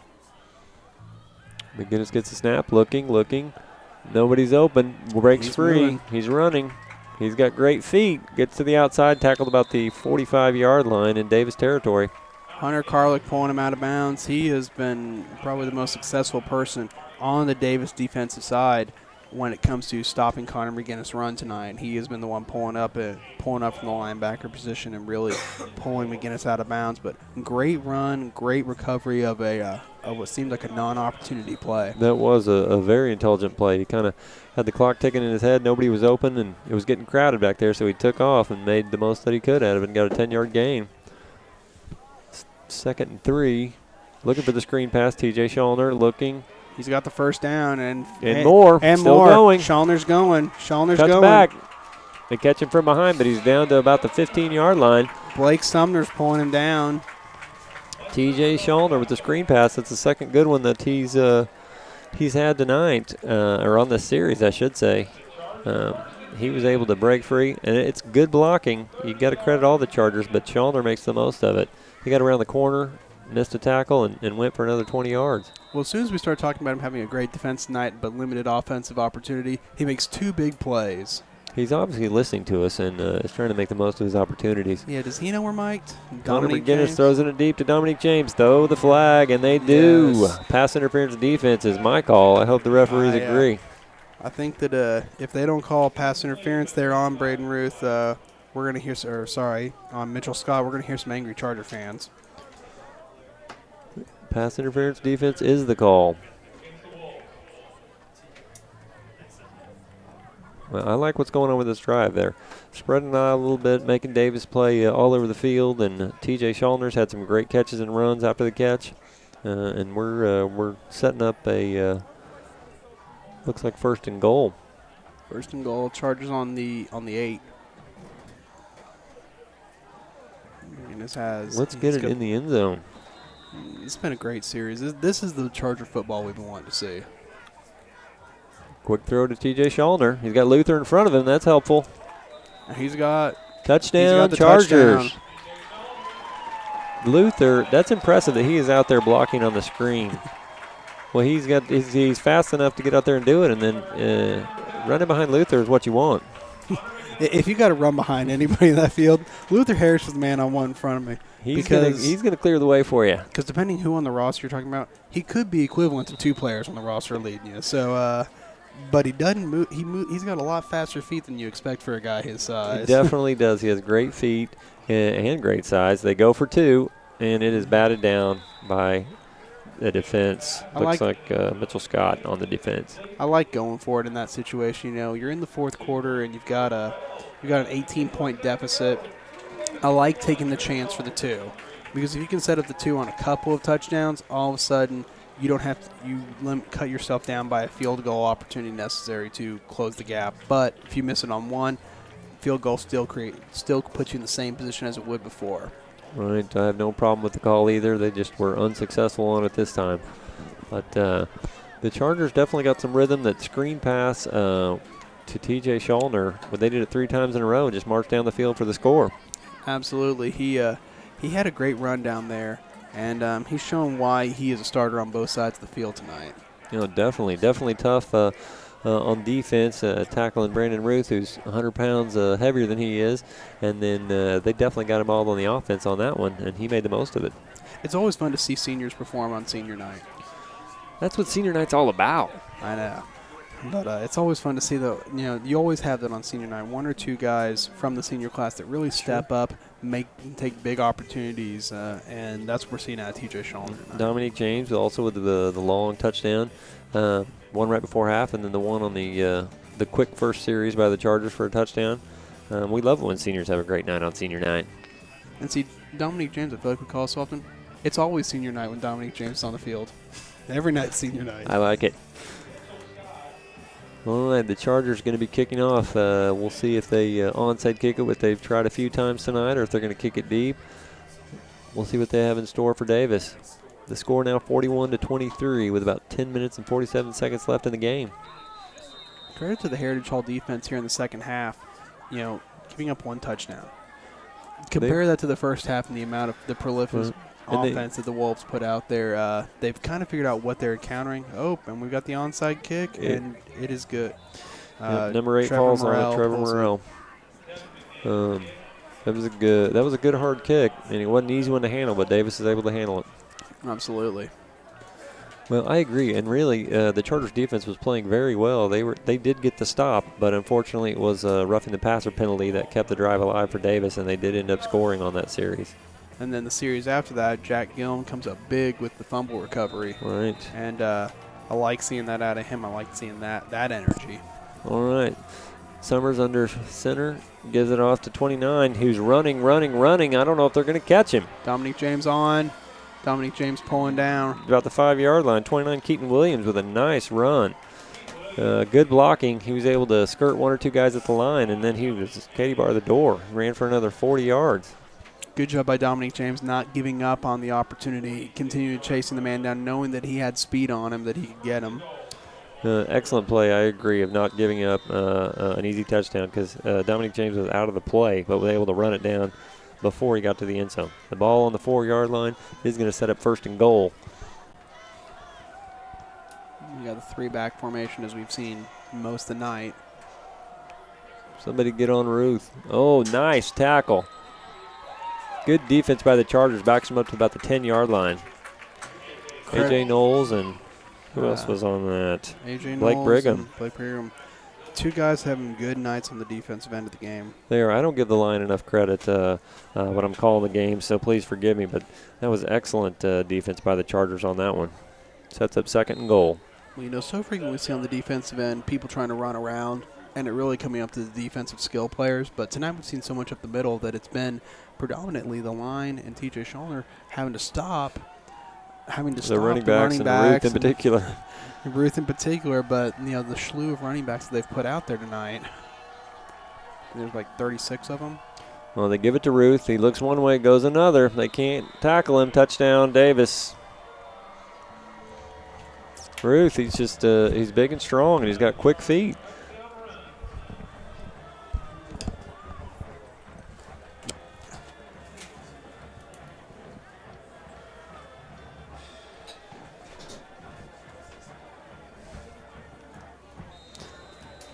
Well, we'll see what the extra point is going to be tried by Davis, but Chargers played him tough, but it was just one long run by Keaton Williams, and then we had Braden Ruth with the finishing touches for the touchdown.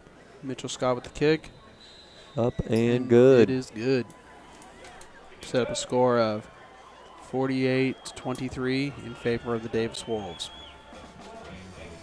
When you walk into Fuzzy's Taco Shop, you'll know you're in the right place. With the best Baja-style menu in town, we'll have the whole family addicted. Order up. Nachos, tacos, burritos, it doesn't matter. It's like an explosion of flavor in your mouth. We know you've had a long day, and you deserve a break. So, bring the crew to one of the Fuzzy's Taco Shop locations in Norman, Oklahoma City, or Stillwater. Welcome to your new addiction. Eat. We've come a long way from lectures and note cards. We have new ways of learning. New ways of visualizing. Technology has made the world smaller. But the challenges that we face are very big. So I'm not just learning history. I'm applying it to the future. I'm solving real problems and finding solutions. 我想影响世界. I am inspired. I am prepared. I am the future. I'm a Heritage Hall Charger. Learn more about 21st century education at heritagehall.com.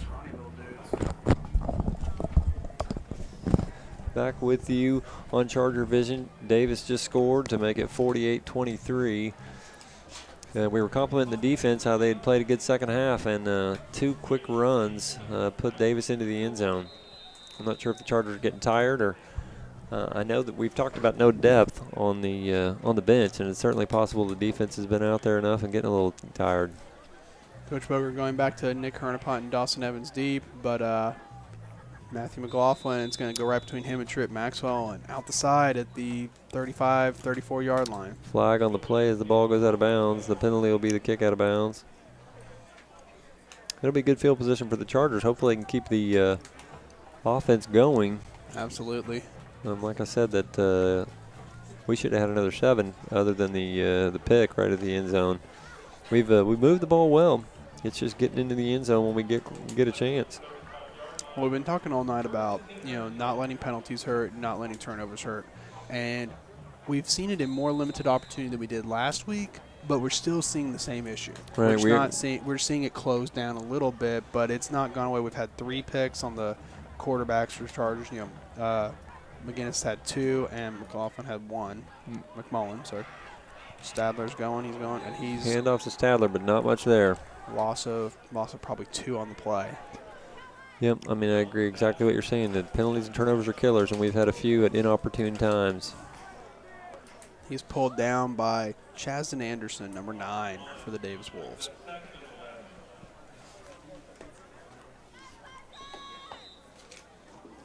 All right, that's 2nd and 11 on the ball on the 34-yard line. McGinnis is going to line up with 4 receivers and Kellen Stadler in the backfield.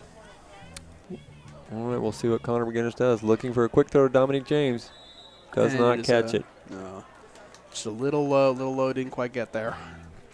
It was a quick throw. He was open.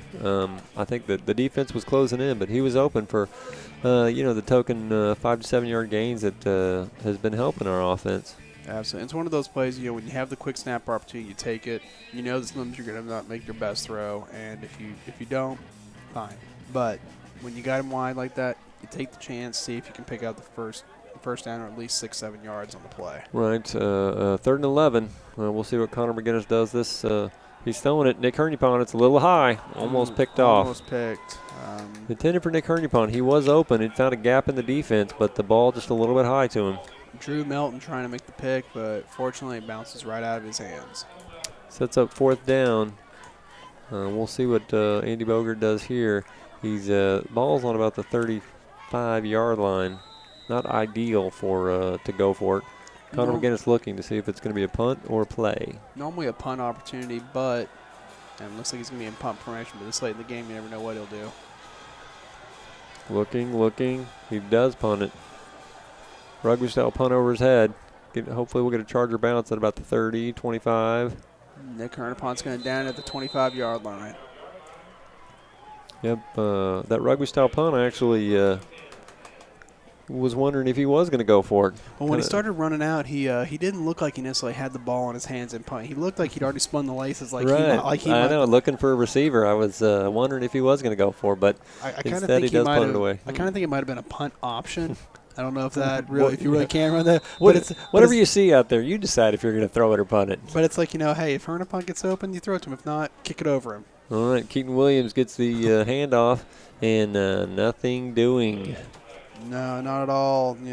Elliot LeBlanc getting there and saying, you're not getting through me tonight. Yeah, I think the Chargers are going to be looking for the run now, just based on Davis wanting to milk the clock a little bit. They got a 25-point lead, so I think they're just going to be running it as much as they can, and hopefully the defense may have to cheat in a little bit to stop them. Yeah, this is the opportunity where we'll see the Heritage Hall secondary collapse in a little bit and try and stop those big runs, make them 4-yard plays instead of 14-yard plays. Right, we got Truett Maxwell out wide on the one-on-one on the receiver, but like we said, I think it's going to be a dose of the run. And it is a run, and he's running for the first down. I think that was number 6, Hunter Carlick, that got it. And chased ran down for by about T.J. Schallner at the 44. At a 13-yard gain.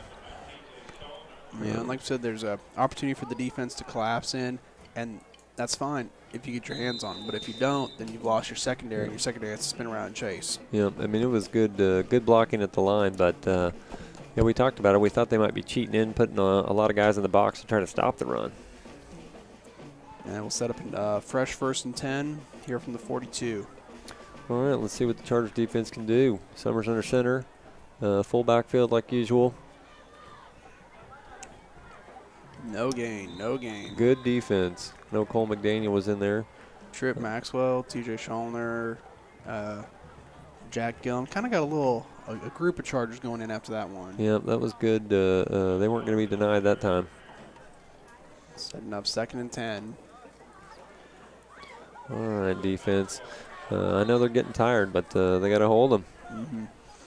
We're going to start seeing probably Coach Bogert subbing guys in and out even more here for the next couple minutes because they're going to really, especially his both-way starters. All right, we got Summers under center. Does hand it off. Looks like number 8, Trevor Merrill. Oh, excuse me. I think that was number 6, Hunter Carlick again. Credit the tackle to number 72, Jack Ross. Freshman, we've seen a little bit of Jack this year. We saw him quite a bit last week, and he's played pretty well. He's shown a lot of promise, a lot of game awareness. Saw him subbing for Luther a little bit last week after Luther got a couple of those big hits. Right, and I mean, I think they were getting gassed last week. I mean, we talked about don't have a lot of guys on the bench to sub in, and that wears out your starters. Absolutely, and. When we got what I love seeing though is some of these sophomores and freshmen able to step up and not just filling but filling well. All right, we've got 3rd and 2. See if the Chargers can stop them. They do hand it off. Number 15, Paxton Kilblane gets the first down. And Elliot LeBlanc and TJ Schallner there to make the stop. And a little bit of an assist from Dominique James at the feet.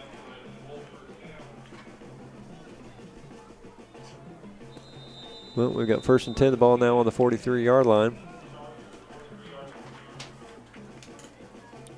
We'll see if the Chargers can hold them. Like I said, I think they're getting a big dose of the running game, and they're probably starting to get a little tired out there in the fourth quarter, down by 25. Setting up the fresh 1st and 10.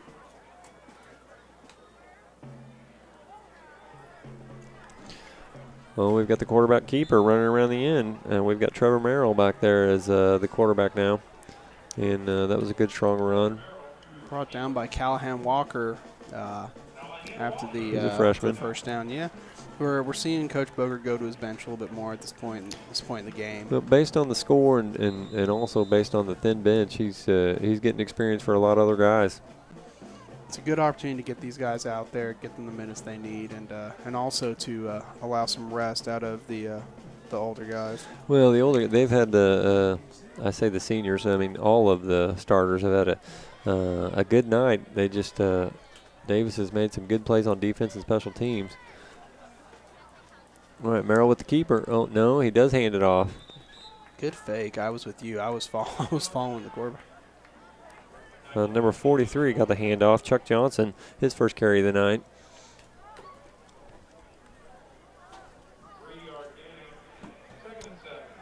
All right, that sets up a 2nd and 7 for Davis.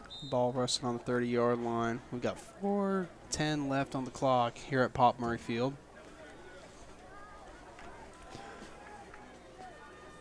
All right, Trevor Merrill under center, full backfield, although we've got some new faces as Davis is rotating some new players in.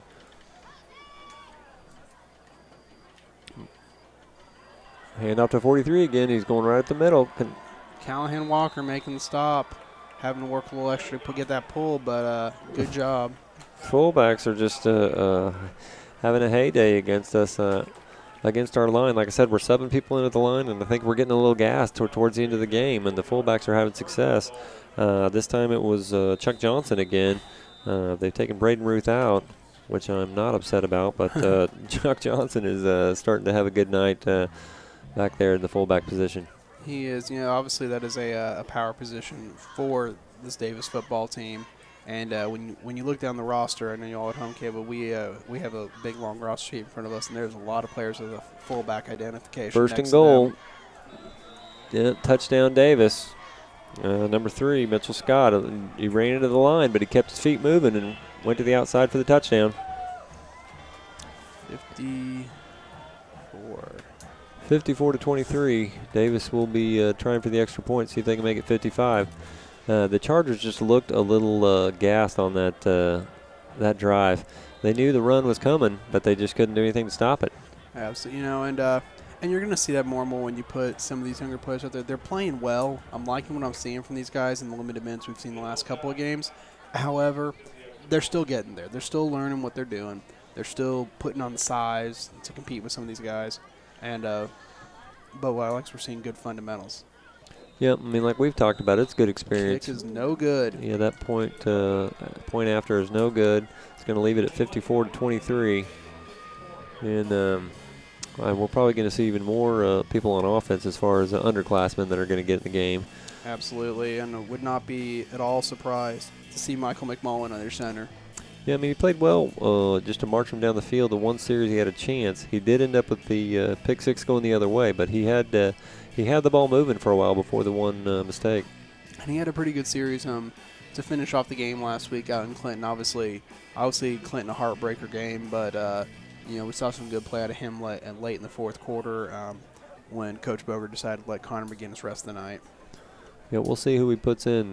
Davis trotting out the kickoff. And looks like Nick Hernipont's going to be deep, as well as Dawson Evans. Sticking with that duo. Yeah, I mean, they've mixed it around a little bit, but I'm surprised he's not that Dominic James hasn't been deep. I don't even think we've got Dominic James on the field at the moment. We've got Matthew McLaughlin and Carson Sparkman, a freshman, playing the mid, and then we've also got Trip Maxwell and TJ Schallner playing the upper catch. we'll see what these young guys can do as Davis set to kick off. Kilblain with the kick. It is kind of a short kick. McLaughlin's got it. Going way wide to see if he can get a block. He does. He gets a block. Trying to make his move. He's past midfield, about the 43-yard line, out of bounds. Nice run back. Good play by Matthew McLaughlin. Good game awareness to see that he had gaps right instead of running up to pull back, take the draw, and then move right. Yeah, I mean, Davis is going with a short kick to try to eliminate the long run back, but it didn't work for him that time. Good play by Matthew McLaughlin.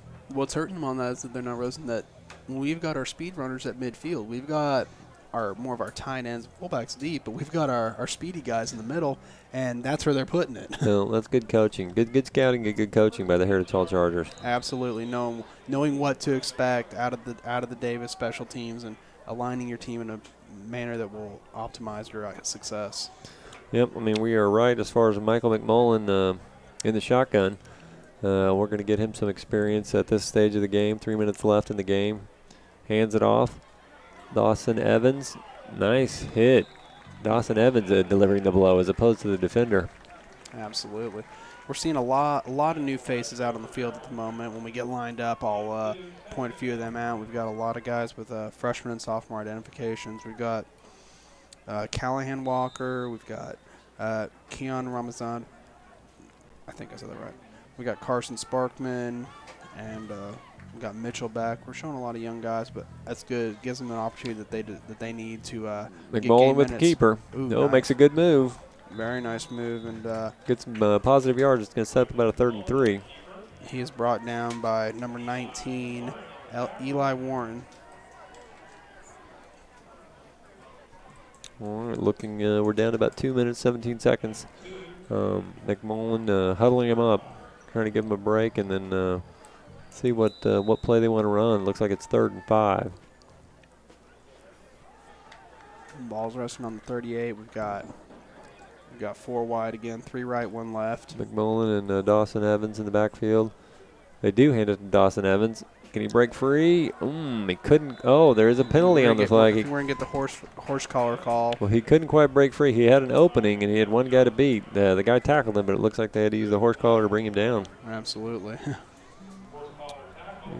Nice tough running by Dawson Evans. And I failed to mentioning the young players. Dawson Evans, a freshman. Right, we don't point him out because he plays all the time. Right, he's on there for special teams. Player. Right. Yeah, we see him out in the special teams start doing kick return and punt return. But forget to point out that here playing in the backfield with the primary offense, he is another one of the freshmen. I think we've got a backfield receiving core right now that it consists almost entirely of freshmen and sophomore. All right, we got McMullen ready for the snap. Gets it, looking to throw. Throws it deep. A little too deep. Ball was intended for number 14. Lamar Batista. Good attempt, but just the ball's put a little deep. Yeah, I mean, not. I've seen McMullen throw better balls when he throws the hard one. This one was a little more of a touch deep ball, but a little bit too long. All right, that sets up a 2nd and 10. We got about 1:36 left in the game. McMullen ready for the snap. Gives the ball to Dawson Evans, who picks up maybe 4 yards on the play. Down to about the 20-yard line. Clock is running. 2 yards. Putting up a 3rd and 8 opportunity.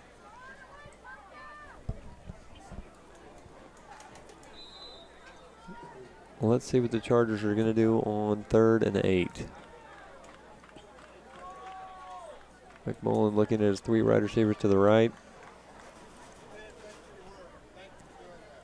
But throws left to number 14. Catches it and takes off. Let's see if he can break a tackle. Well, they say he's out of bounds. Good play by Batista. Tries to get away and does a good job breaking the tackle, but in the process, steps his left foot out of bounds. But I like the hustle. I like the play by him. Yep, good throw and catch. It just it's going to set up a 4th down, and the Chargers look like they're going to go for it at this stage of the game.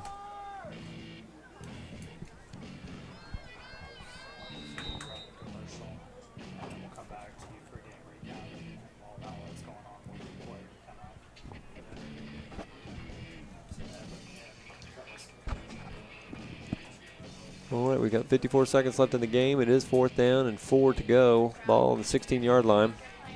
McMullen in at quarterback. Dawson Evans on his hip. Looking to throw.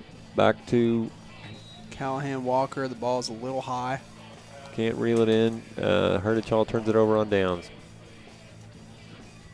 50 seconds left on the clock.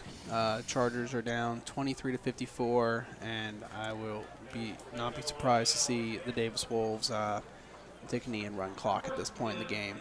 I do want to run through the seniors that we have as it is senior night. We got Kellen Stadler, Truett Maxwell, Dominique James, who had a good game. TJ Schallner had an excellent game on offense and defense. Elliot LeBlanc had a very tough night. He played well. He had a few injuries, but he kept playing through it. And then AJ Knowles also had a good game on the line.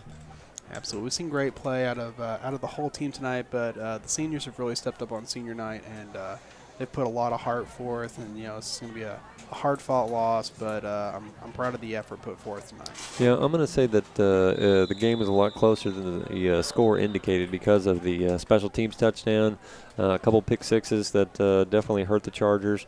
It would have been a lot closer without those, I say, mishaps for the Chargers or opportunities for the Davis Wolves. Absolutely, I agree. We have a false start penalty on the Davis Wolves. They're just trying to kneel and finish the game, but they're jumping the line in the process. They're having a hard time doing that. But they played excellent tonight. We had Ruth running the ball very, very well. Their fullback, who's 6 foot 247. He's a hard load to bring down, and TJ Schallner did a good job on him. But Ruth certainly got through the line and got a lot of yards tonight. Absolutely.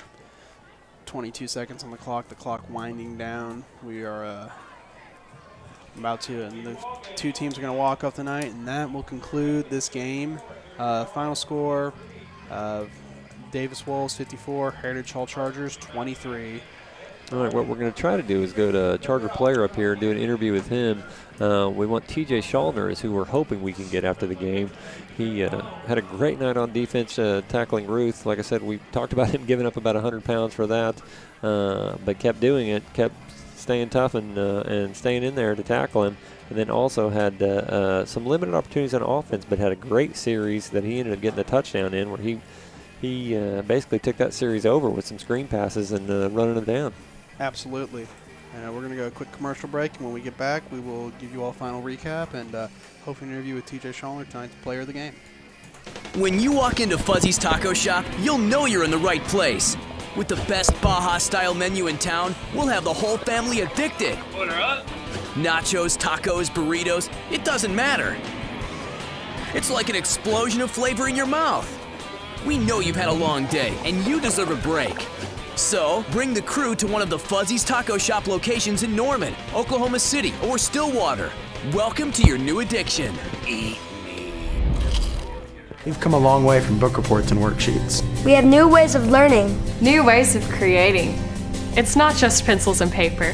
It's hands-on and interactive. The world is as big as my imagination. And information is at my fingertips. I'm learning to think creatively. I am inspired. I am prepared. I am the future. I'm a Heritage Hall Charger. Learn more about 21st century education at heritagehall.com.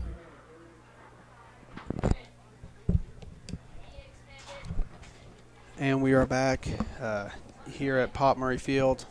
The Heritage Hall Chargers having an upsetting loss of 23-54 to the Davis Wolves. A hard-fought game on both sides of the field.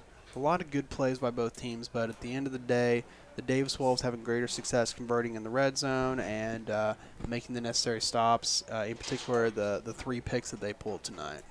Yeah, I mean, we talked about it. They wanted to try to limit the turnovers were going to be the keys to the game, and they just the ones they had were costly. They had a couple pick sixes and then also one in the end zone that certainly cost us some points that we were primed and ready to get.